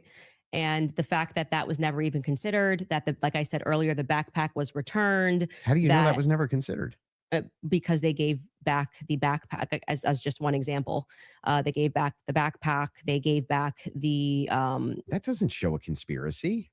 Well, I mean, it shows that the police trusted everybody and didn't just hold things up for a Yeah, second. they and ruled them out as suspects. that quickly. I'm not comfortable with that investigation. It's a pretty big organization. There's $100 million incentive. This is What $100 million incentive? what I'm saying is his organization, like it had grown to, I think it was 100 plus million. per year. Yeah, per year. If that's something you want back. Yeah, but what was Your the team wants to play video, if you don't mind. Yeah, There's a video they want to play of Candace said it's impossible to not believe Erica's complicit. If you guys want to play that video. Could also just ask. And so right now, their guys are going out and they're going to look for evidence. And then by May, which is fortunately around the corner, then she'll see what they found. So what the F is that performance? How could you sit up there and say, yes, I 100% believe Tyler Robinson did it. That right there is why it is impossible for me to think that Erica Kirk is not complicit somehow. Because what? Those two thoughts actually don't even follow. How would it be the case that even if Erica Kirk did believe that Tyler Robinson was 100% responsible for the death of Charlie Kirk, let's just say she believed it with every fiber of her being, believed all the evidence, because she did. She just actually did. Would it then follow that somehow she's complicit in his death? I didn't say implicit in death. You added those two words. Okay, so what's she complicit in? Yes. So sowing this narrative that Tyler Robinson is guilty. So you're chopping up clips. Like I said, you didn't have the confidence to come Okay, in well, and tell debate. me, So what now does you're that mean? chopping What it does up. complicit mean? We are showing a clip of her on Barry Weiss, which I can't remember the date that she did that interview. And Erica, when she is asked, "Are you one? You know, do you feel with 100% certainty that Tyler Robinson did this?" And she says, "I do." Then again, context matters. I sit down with Erica for 4 hours under the assumption that she had some evidence, right? Like I'm like, I actually, this is why I did not engage in any like Erica, everyone's questioning what she's wearing and all this stuff. I was like, I'm going to wait here because I don't know, just it feels weird to think that, did I think that some of her mannerisms were weird and stuff like that? Yeah, but that's not, you can't convict somebody on weird mannerisms. And then when I sat down with her and I was expecting for her to say, well, you know, I'm obviously the victim on the case and we got to see the shot, you know, taken or this or that, whatever it is. Great. You know, that's why she has that much confidence 2 months ago. And when I sat down with her, it was nothing. It was nothing. Okay. So this is a conversation. How would that make her complicit? Complicit. And again, you said complicit in the death of Charlie Complicit Kirk. in what? Yeah. Well, if you let me finish my sentence, I could tell you that. But my point being is that then you take a look at this and you go, okay, well, this is weird. Why would you have this confidence? And then when you sit across from somebody and you say, okay, great, I want to go out there and defend you now. I want people to know that you can't say this stuff publicly, but you know more things. And she just blanks. And then she says, well, I'm going to call the lawyer. And she called the lawyer. Again, all of this is on my show. So out of context clips is not going to work because I know what I say on my show. Okay. So we call her lawyer and her lawyer says to us, she calls him on the phone, pardon me. And it's me, her, and Justin Strife. And I'm like, okay, great. What do you guys have? He goes, well, we don't have anything yet. We're not at that phase yet. And I'm like, well, what do you mean you don't have anything? And he says, well, don't you know how it works? It's a probable cause hearing. So basically the state says that they're going to bring this forward. And now our people go out and they look for the evidence to assert that Tyler Robinson is guilty. And so I asked her directly, her lawyer directly, the phone's in between us. I'm like, wait, so just so I'm clear, you haven't seen anything that the public hasn't seen? And he says, no. So I'm going back in my head and I'm going, okay, so why is Erica saying with such a degree of certainty, like she was sent out to convince the public and people bit, by the way. I remember even Megyn Kelly was like, let's wait. She's going to have access to things. I did think she had access to things that we didn't have. Why express that confidence to the public as opposed to just being like, we don't know yet. I feel confident he's involved. They made an arrest. I don't understand. How would any of this make her complicit and in what? Well, I've already told you. She's complicit in trying to fool the public into thinking this is some open and shut case. How's she trying to fool the public into this? If she believes like, don't look if she anywhere believes else. that Tyler Robinson killed Kirk, if she believes that, how would that be complicit in anything? I do. Are you saying that you think she doesn't believe it? I don't believe that at that stage she sat down with Barry Weiss that's what she believes. No, but that's my opinion. Right. But so when you just say complicit, you just mean she believes that Tyler Robinson killed Kirk? That's it? That's what we were talking about. That's why I said if your strategy was to dice up clips and take it out of context and make it seem like I said she was complicit. Everything. Yeah, but then why not just play the full thing? Like why? Because we don't have like infinite amounts of time. I'm guessing you probably don't want to watch. Well, I'm going to go back to my theory that you didn't feel confident that you could defend your claim that it was overwhelming evidence. So now you're trying to move towards doctored clips and get. Well, there's no doctored anything. I'm just making sure that we got this right. Yes, that what you're actually saying is that Erica is just complicit in believing it. When I re-examined her actions backward, because I did not have this perspective of her at the beginning, which is why it's so funny to me that you guys make it seem like I'm ground zero. People thought Erica was sus from day I forgive him. And I was not a part of that. I did not lean into that. I did not contribute to that. I was getting actually terrible messages from my fans being like, Candace, you and Charlie always say to go with your intuition. You won't address this, how we all feel about her. Things changed for me when I saw that Zoom call. I will tell you that. For sure. And the fact that she lied to me. So I sat across from her and, I wanted to have that conversation publicly, but they're probably grateful they didn't do it publicly. She told me some lies. And so the next thing that happens naturally when somebody lies to you, when any person lies to you, whether it's a toddler, people only lie when they're trying to obscure something else. Have you addressed what that lie was? Yeah, I've talked about, we have a list of lies that we've been told by. We can find that, in I'm the sure. meeting with her. Well, no, I didn't want her to cage up. I didn't want to do this, and because I didn't know what to expect. Like I didn't know if she was going to be like, I'm so overwhelmed with everything, and I don't know who to trust at the organization, and I don't know what I'm doing. Like I didn't know. I didn't want to. Just out of curiosity, before anything happened with Charlie, how close were you and Erica? Not very close. So there's not a relationship. No, I would say it's totally normal. Like it's not like there was any issues at all. We were always nice to each other. It just is our life went to a different phase, right? So Charlie and I hitting the ground, running around, traveling 4 days a week. Now I get married. I find love of my life. I get married and I get pregnant. I've been pregnant. I haven't stopped being pregnant. And what you want out of life changes. You don't want to be running around for 4 days a week and traveling on a plane nonstop. You suddenly want to start building at home and live. I was desiring that suburban life. Did you guys ever do the double dates? You, George, her, and Charlie? Was there ever double dates between the four of you? I was engaged to George quickly. We were planning our wedding. I was kind of in my bubble with George. George traveled with me and Charlie, but Erica and him were just starting to date at the beginning of 2019. George and I were planning our marriage. So George really got to know Charlie. I wouldn't say that I really got to know Erica. I was just rooting for them because I knew how much Charlie wanted to, find love. And so I was kind of his wing woman throughout that phase. And I was just happy. And I never was under the impression, obviously, that they were going to get married when they were dating. So it wasn't like I was conscious that I really need to get to know this person. And so it was just kind of normal that by that time, because of where I was in my life, that I wasn't spending any time getting to know Erica per se. So the complicit part about Erica to you, is that a gut feeling? You think it transformed when she lied? You can take the lead. I'm just asking questions. Yes. Go for it. I actually I still don't understand what do you think she's complicit in? Yeah. So when I say Erica's complicit, that's my opinion. When you tweeted Erica's too retarded to kill her husband, would you like to explain how you developed your evidence, your positive evidence for the fact that Erica was retarded? Get him, Candace. Yeah, sure. So Yeah. I just think all women are retarded. So you're allowed to just say stuff. Who knew? So and You what just and by asked the way, me. and Like, what dramatically transformed your opinion of Erica after going to the headquarters? Because you were pretty hostile about. I wasn't hostile towards them. You don't think calling somebody too retarded? No, is come on. That's like normal tongue-in-cheek stuff for me online. Oh, you're being tongue in cheek. Usually when I call someone retarded, I'm being tongue-in-cheek. Yeah.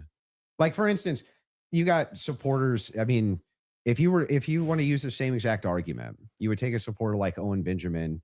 He called you bad names and called your husband bad names.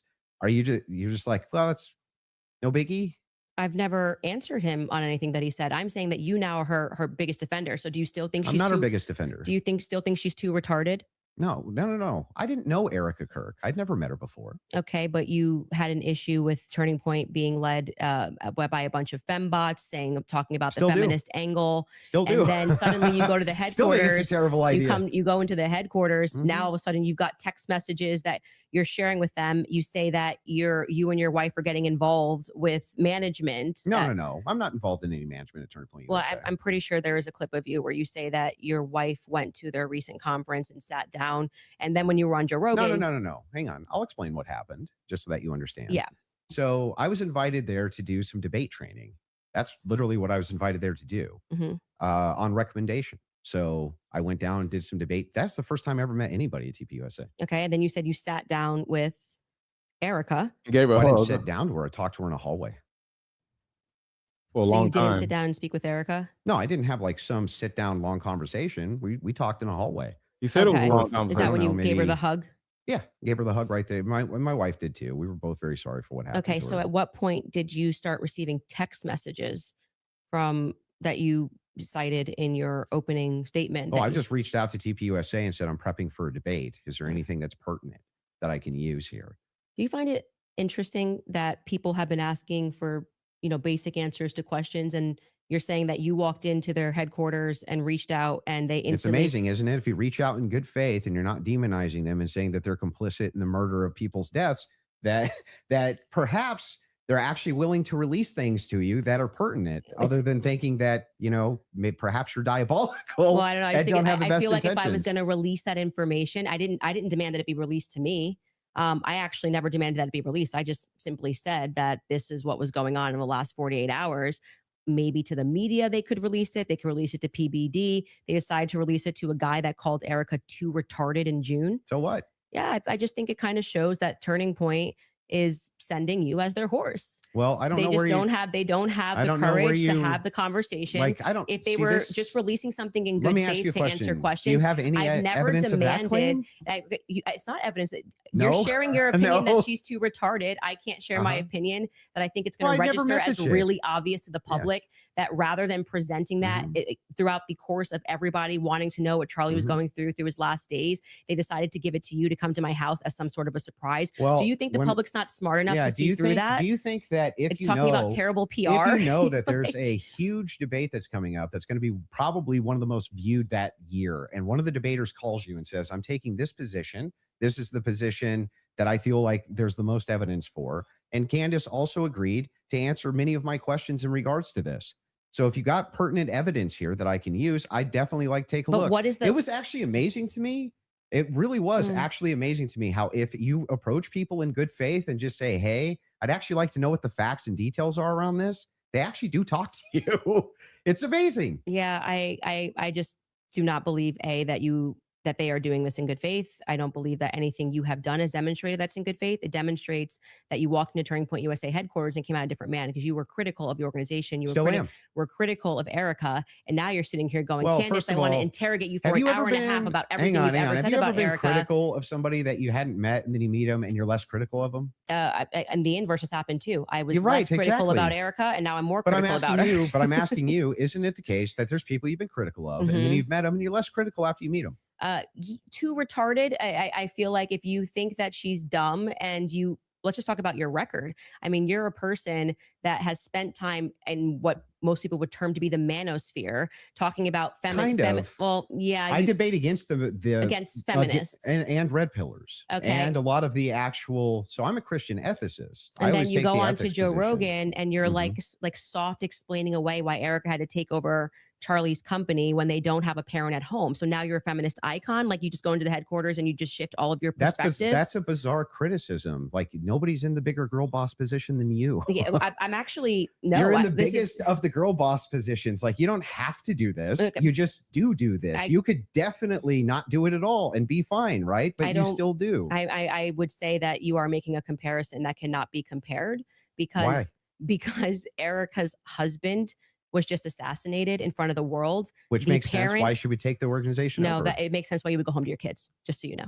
Wait a second. That's bizarre. Yeah, You because wanna they don't have a protect- parent. They don't have a you wanna parent and they've protect- just suffered a trauma. You don't Yeah. go into the office You 6 want to days later. protect your husband's legacy. Yeah, right. no. And you're trying to find some The new legacy normal. is his children, not the organization. It's both. No, Yes, it is both. It's totally rational and reasonable to Nope. believe that it would be both Turning Point USA, that is part of Charlie Kirk's legacy. He worked his whole life I think for this it. is why people think she's and, sus. and his children. Now, for you though to say that anybody's a girl boss, right? That's I like the didn't- pot that calling the came out kettle of- black. That came out of your mouth.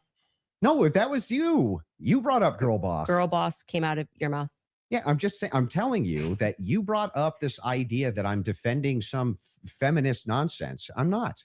I'm pointing out that they're. By the way, She's not there's qualified always to objective, take over his company. There's always objective outliers to each situation. In fact, it's the exception that proves the rule. And the interesting thing here is like, I'm still just as critical of feminism inside of TPUSA as I've always been. And I'm just as critical of any pro-Zionist position as I've ever been.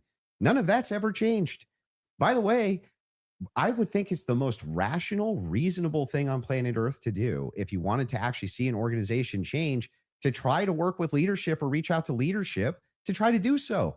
Doesn't that make the most amount of sense? I would like to state for the record that I think Erica is underqualified to run the organization. Sure. And on the more emotional aspects, I agree with what seems to be a majority opinion, because I'm not gonna say it's scientific, that any woman that would leave her kids and go right into the office after their husband was publicly assassinated does not have their priorities straight. Okay, well, I understand that you can have those criticisms, but I'm not understanding still how that would make her complicit. I don't have to keep answering the same question. Okay, so but let's do you let's feel get like you got an answer to how it's complicit? Your team is asking to play a clip. So if we Okay. want to play this clip to just finish this segment on the Erica Kirk topic, we can spend some time on that as well. So Okay. if you guys are ready in the back, we're ready. and causing that 30-06 diameter, as would happen with a pet and explosives, as we've demonstrated to you in the past, it accidentally, because of how Charlie was crouched, went up and hit his neck. And that ruined everything. It ruined everything. It was problematic. It's the reason why Terrell then had to scramble to get the cameras down, because they were never supposed to see it. They could have said reasonably that a 30-06 got eaten by Charlie, much more reasonably, obviously, than saying that the chicken bones in his neck stopped it because he ate vegetables. They panicked. That was what, then that's why Terrell's nervous on the phone with me. Again, this is my theory, and I am now very much sticking to it. Okay. She said it's a theory. It's the reason Erica had to step out. Once, that's why she would have gotten on the phone with Terrell so quickly, because I was going, why is Terrell saying, well, I didn't want Erica to relive. Oh, that's why I did it. He didn't have an answer. He was nervous. It was crazy. But he acknowledged it. He spoke to Erica immediately. Why did you speak to Erica immediately?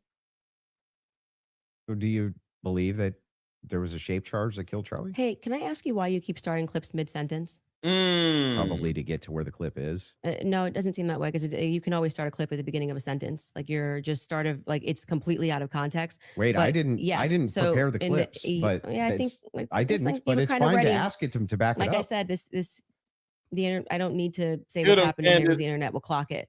But in this episode, we are now going, and that's why I said we're now going to look at some alternative theories. I made it very clear that this was a theory that I didn't want to look at. This is, I believe, because I don't have every episode in my head, but I'm pretty sure this is an episode where we presented the evidence that was in the car, the photos of what was in the car, right?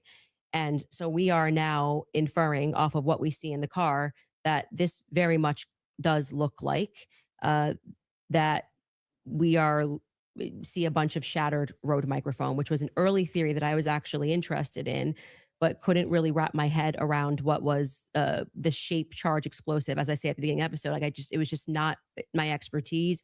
And I was concerning myself with timelines and stories and statements that didn't make sense. Without question, Terrell Farnsworth is someone who made me think that we were missing a big part of the story. So I'm walking them through John Bray's theory. If we started to insert what we are actually observing with the evidence that we're taking a look at and what took place that day. So we're completely in the hypothetical right here. And you're now introducing this. If that's the case, if you're just hypothetically exploring it, and that's why I'm just asking directly. Yes, but that's obvious when you watch this episode. So that's why it feels like I'm in the middle of an interview with CNN when they pull up random clips and they're like, what's this? What's this? You watch the episode, you know what it is. I'm just trying to make sure. Do you think that your alternative theory, I think John Bray's theory should be explored, yes. Okay. Do you And I want to say, just for the record, when you're a content creator, you have to be prepared for somebody to bring up any clip of your past, and you have to stand on what you said back then. You can't become a victim, because now she's being a victim, because she's just like, why you keep bringing up clips? Well, if you got a lot of content out there, people are going to bring up clips when you said something contrary to what you're saying now. That's just life as a content creator. Think that Charlie Kirk was killed with an explosive? I think that is a possibility. Yes. Okay. And it should be explored. He's done a lot of work on it. John Bray has done good work. And I think that that's why that theory is now starting to gain steam since we released the second set of the photos of what was in the car. I think it's viable. So this was the big thing I wanted to get into with you on the explosives too. Mm-hmm. What is it about that theory that's actually compelling to you? So I looked into the explosive mic theory multiple times. And the biggest thing that stood out to me is there's no explosion. there's literally no explosion. In fact, there's videos when the shot rings out that kills Charlie. At least it sounds like a shot to me. People are actually like looking up towards where the gun is being fired. They're looking away for where the sound is. Where's the actual explosion? Well, for every person that you say looks away, there's going to be a person that was looking forward. We have former Marines that have gotten on and said, it looks to me like there's an explosion under his shirt, right? You obviously saw Rob O'Neill go on to, I'm forgetting which platform it was, where he said it's the first thing I thought was it Rob looked like. O'Neill is the man that killed Osama bin Yeah, Laden. and I think he's qualified to say what he believes he saw. We should actually, since they're pulling clips, we should run that clip of Rob O'Neill and what he said and what And he that's fine. observed and his experience. Yeah. So I'm going to take that. And also there were people who immediately spoke to the media that day who said the same thing, that they thought that something happened under his shirt. That was actually, if you go back to like my first episode, when I was just observing what I saw with my eyes, I was asking the serious question. I was seriously saying, why is it like somebody shot him from underneath? Why is his shirt moving first? That doesn't make sense to me. And I'm That's not, because of air dispersal from the bullet. Candace, he's not your friend. You're speaking to him like you're his friend, and y'all are just buddies. He's baiting you. Be careful. So whenever a bullet is shot, a projectile shot, you can actually run this experiment yourself if you have a rifle. Mhm. Take like an empty box of ammunition and put it on the table, and then fire it near the muzzle, and that box will actually blow off the table. okay. So question for you. Does that box go sideways off a table? It can. It can. Yeah, it can. It depends on the dispersal. You 3,000 pounds of energy or 2,000 pounds of energy coming at you. That's how much it carries. Well, it's not 30-06. 2,000 pounds of energy. Well, we can fact check that. That's- How many pounds of energy is it? A 30-06 being shot 150 yards away. That's I a don't- great question. It's For God. called I'm going to say when foot-pounds we looked of at it, it was energy. between 1,500 and 2,000. I'm pretty sure pounds of energy Foot-pounds coming of at energy. you, and you just go upward and to the side. I don't really buy that. I'm going to just say I just think that that's not Yeah, right. But possible. It doesn't go through on the- top of that. So there's another miracle. You didn't get blown backwards. It didn't But go if through. air is- But I also want to say that you're saying this Yeah. can happen, and Rob O'Neill is infinitely more qualified, I think, to speak on that. Why? And well, because he's actually shot and killed people. Why would that have anything to do with anything? Well, Did he because slow down all the videos of the people he shot to see if their clothes moved? well, why are you able to assert your position as a fact? Because I'm gonna tell you how projectiles work. He's not even gonna I guarantee you this guy's not even gonna disagree with what I'm about to say. If it is the case that you have energy and you have mass, and the mass is moving in the air has to go somewhere. It doesn't have a choice. I think you're totally BSing right now, man. Not only am I sorry. not BSing, I'm think telling you the you're truth. just- no, you- If a bullet I is think moving one in of your air, thing- air has to move out of way of bullet. But maybe not at the bottom of a shirt here. I don't know. I disagree with that. I'd like to say for the record, I've watched some of you do these sorts of things where you assert something with a lot of confidence, and it's, You can fact check it's it. complete. Fact Your check if shirt, bullets displace air. not about whether it displaced air. It's where it dispersed the air. Underneath his shirt here. It's not underneath the Okay, shirt. a bullet's this big, and you're telling me it's going to hit his neck, Candace, and then it's not it is underneath beneath the his shirt. The It shirt starts up puffs. here, and the collar's moving, and then you see the wave here as he's moving backwards. No. Yeah, That's not true. it's not. And we The- obviously the can't show that idea- clip. I disagree with you. Okay, I understand you can't show it for TOS purposes. Exactly. That's fine. I disagree with you. People can go watch and make up their own minds. We don't need to debate Mm-hmm. it. Whether or not it was the first thing I said was, why is his shirt moving first? That didn't make sense to me. It almost looks just like this. It goes across. His necklace breaks first before Charlie even reacts. If you watch it in slow, his necklace breaks first, which I thought was very odd. And then you see a puff here, and then the next thing you know, there's the entry You see wound on his smoke? neck. I would not confidently assert that I see smoke. I've never said it on my Do you think platform. that an explosion generally has smoke? I don't think that there's any quality version of video that would get us to be able to answer that question other than Terrell's 4K footage that he has from the front. So There's a lot of, if you look at the Israeli pagers, it's assumed that it's a similar, if not the same type of explosive that was used inside the pagers that would have been used inside of this road mic. I think that you should, since you love debating, you should debate someone like John Bray, who's worked on that theory for 11 months, and ask those sorts of questions of how a shaped charge would work. I presented the evidence of what was in the car. And I also, at that episode that you're clipping, said John Bray has done an unbelievable amount of work on this. Mhm. And I think he has debated a ton of people actually regarding this topic.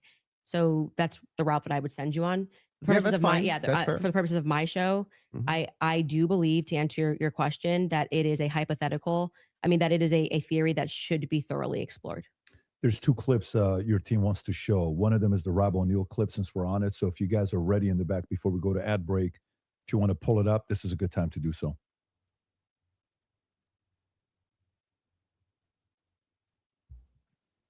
And good to see you, General Holt. You too. A lot of things bothers me about this.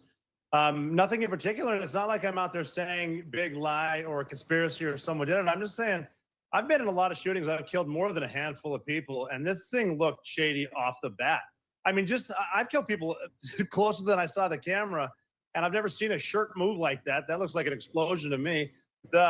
Just the fact that no one started doing first aid to Charlie Kirk, they were more concerned about getting SIM cards out of cameras, removing cameras, and then getting him off the X somehow. There didn't seem a lot of concern for his life. It seemed like just clean it up. And then, I mean, I've been told they paved it over a couple days later. And then you get Erica Kirk behind all the razzle dazzle, and she's really quick to forgive the alleged shooter, which technically says that was him because I forgive him, but that you can't forgive Candace Owens for having an opinion or asking questions. And they mock people by saying, "Oh, I'm just asking questions." Yeah, I'm a SEAL Team 6 sniper. I'm asking a lot of questions. No one wants to answer them. And you're able to. He's actually said very little about the explosive there.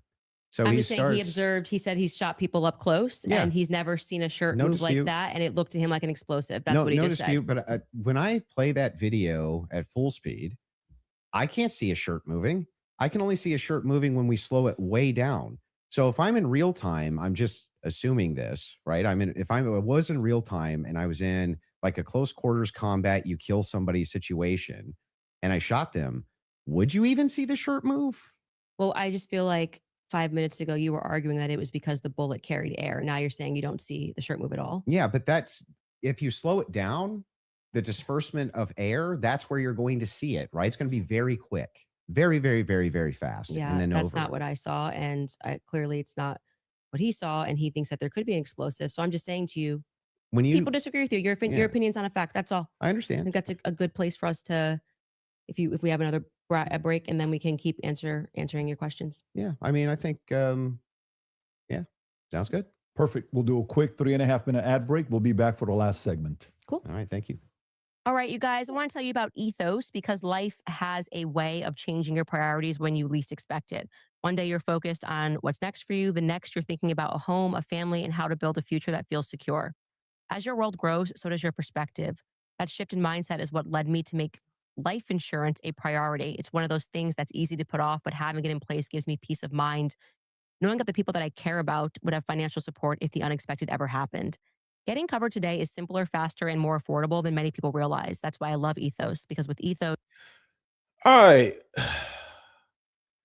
I don't really have anything to share because I don't know. What do you guys think? I want to read your comments right now and read super chats because this is annoying. I could have, but I'm going to read your super chats, but share your thoughts in the comments because I'm about to read the super chats and I'll read your comments because this is just blah. This is blah as hell. All right. He can't help but hit below the belt. It's all he knows. I think he's been kind of fair. Not, he's an asshole, but he's not crazy. Hold up. Hey, what you say? I was saying that Candace was close. Yes, she's close. But you must understand, Mr. Letgo, they are, those are the elites fighting among each other. She is covering a certain spectrum of the media space because you can't always lie. No one will believe you. That's not a starting good strategy. You have to tell some truth. And she embarked on it. She's not telling the truth? No, a lot of times she is. She has to. Otherwise, who would listen to her? All of those people are telling the truth for most part, honestly. Never heard of this Andrew dude. Like I said, it's very worrying that anyone has. It's just such a loser. Oh my God. Okay, so wait. Let me read these super chats real quick. I want to get through these because let's see. I gotta catch up. Let's see. So Rock's pick. Thank you for so many jewels. You dropped a bunch of jewels. So shout out to Rock's pick. Upward BM, read that one already. Rock Spick again, thank you. Same lame game to complain, blame, shame. Thank you for that. Another silver star, thank you. Rock's Pit again. Thank y'all, thank y'all, thank y'all. Andrew seems frustrated. He might be having a nicotine withdrawal. Yeah, okay. That man was twitching. He was just like, I'm like, why is he doing this? He'd just be like, yeah. I don't know. Listen, you guys are used to that. I'm like from Europe, so I'm looking all of that. I'm like, how did anyone ever watch this? Yeah, so I'm like, oh this my dude God. is twitching like a drug addict. What is And that? What is that hold on. person even? Wait, Like wait, just wait, wait. This is all a circus. Everyone is making money from this. What are we really being distracted from? And that's what I'm saying. Like, what are we doing? This is just dumb. Yeah, what are This you is doing? Very damn good near point. unbearable. Everybody is saying the same thing. This is just crap. Yeah. And I will Yeah, say this one is thing, and I'm sorry if that is controversial to your community, and I understand it, you No, know. it's not that. You're just not staying on subject. You keep talking about you're not from here, and I'm like, Yeah, we're just because I don't watching. want to be arrogant, you know. Like then someone will come from me, like you never set foot in What America. You comment on our Mimi, politics. I just want a person to just share their opinion on what they All right. see. I hear You you. keep talking about Okay, I'm so not my from here. I'm from like just what do you see and what do you think? That's it. Okay. I feel you. Oh. Listen, so what I see is that she is just funded covering just another area than other personalities are. There is no reason that those three people would get together other than to for every one of them to make money. And And she I agree. doesn't need I agree. yeah. And she Because and you say, oh well, she maybe her husband's suffering financially because she has this passion. I don't believe that. You know, those people are so wealthy, you don't even know. Like, I'm not saying that okay, it's like this. If somebody wanted to give you $500 to talk to you for 3 hours, would you do it? no, not if I had like 4 kids. Okay. The point is your $500 is like $1 million to them. You're still going to want $500. Somebody wanted to give No, me $500. I'll talk to them. no, I wouldn't. I'm sorry. Listen, okay, very good point. Listen, I will you just give me 2 minutes, okay? So, No. You got okay, 30 1 minute. seconds. Okay. Okay. So the thing that the people don't understand is, oh yeah, you get tempted by money. Yes, it's true. People get tempted by money, and that's okay. They get We tempted. need money to pay our But bills. we don't have bad intentions. But there are people that literally exist to like benefit from making the world miserable, turning into chaos, then betting on everyone's misery, using people as slaves, as you would know, uh, using them for everything, not lifting a finger, just manipulating markets, as we have seen with many wars, with many regime changes, with all your military is doing. So Yeah. So you look, know, Mimi, the money is minimal. This is in their Mimi, religion. This I is get it. their Wait. religion. So Mimi, this you need to realize that sooner or later, as a country, we need to realize that. Mimi. Let me let you go because I want to just finish the show because I'm about to end the show in a minute. I'm not staying through this unbearable mess for another hour or so. Yeah, So no, it was terrible. I'm It about to was get out of here. So thank you for being here, but I'm gonna end the whole show. I'm sick of this mess. Okay. Can I just say just one more thing? Okay. Listen, I have a. People are like, oh, have you watched Candace? Yes, I have. In Slovenia, wherever I Mimi, was. I'm going to end the show. I got a lot of stuff to do. Like I'll talk to you later, okay? Okay, I'm sorry. Okay, it's okay. It's not you. I'm just going to end the show. That's all. I absolutely understand. I have to Okay. apologize. All right. I'll talk to you later, okay? Bye. Okay. Okay. So I'm not going to go through another hour of this, and I'm not going to put you guys through this. I'm not doing this. This is the boringest shit I ever seen in my life. I may still watch on my phone, but I am not watching another hour of this. This is unbearable. Like you guys are saying, is unbearable. So if you guys want to steal Trigger Smart show or go to Valhalla show, Didi with a podcast is live. There's a lot of people that are live. Jesse on Fire. So go on one of their lives and watch this unbearable mess. But I'm out of here. I'm not watching the rest of this stuff. I got some stuff that I can be doing other than just dying slowly. This was a waste of time. And I'm angry that I woke up 8 o'clock in the morning to be ready for this bull crap. Okay. So before I go, yes or no, do you think this Candace show was a bunch of bullshit? Yes, it was a bunch of bullshit. No, it is good and helpful. Real quick, yes or no? Say yes, it's bullshit, or either no, this is a good thing. I just want to see what you guys are saying. I'm telling y'all, I'm not going through this. I don't walked away, came back. I don't care who said what. I'm glad I'm not on a whole panel full of people because I would have had to stay on there. I don't want to talk to nobody. I'm ready to go. Yes, this is some bullshit. So sorry, but I'm not playing the rest of it. I am out of here. So I will talk to y'all later. I'm not even playing nothing. I'm just mad. I'm angry. I'm irritable. I don't woke up at 8 o'clock in the morning. I usually wake up at 10. I'm sleepy. Gotta take a nap. So talk to y'all later. And make sure to hit the like button if you have not already. Hit the like button and hit the hype button. Talk to y'all later. And make sure to subscribe to my channel if you have not already. See y'all later.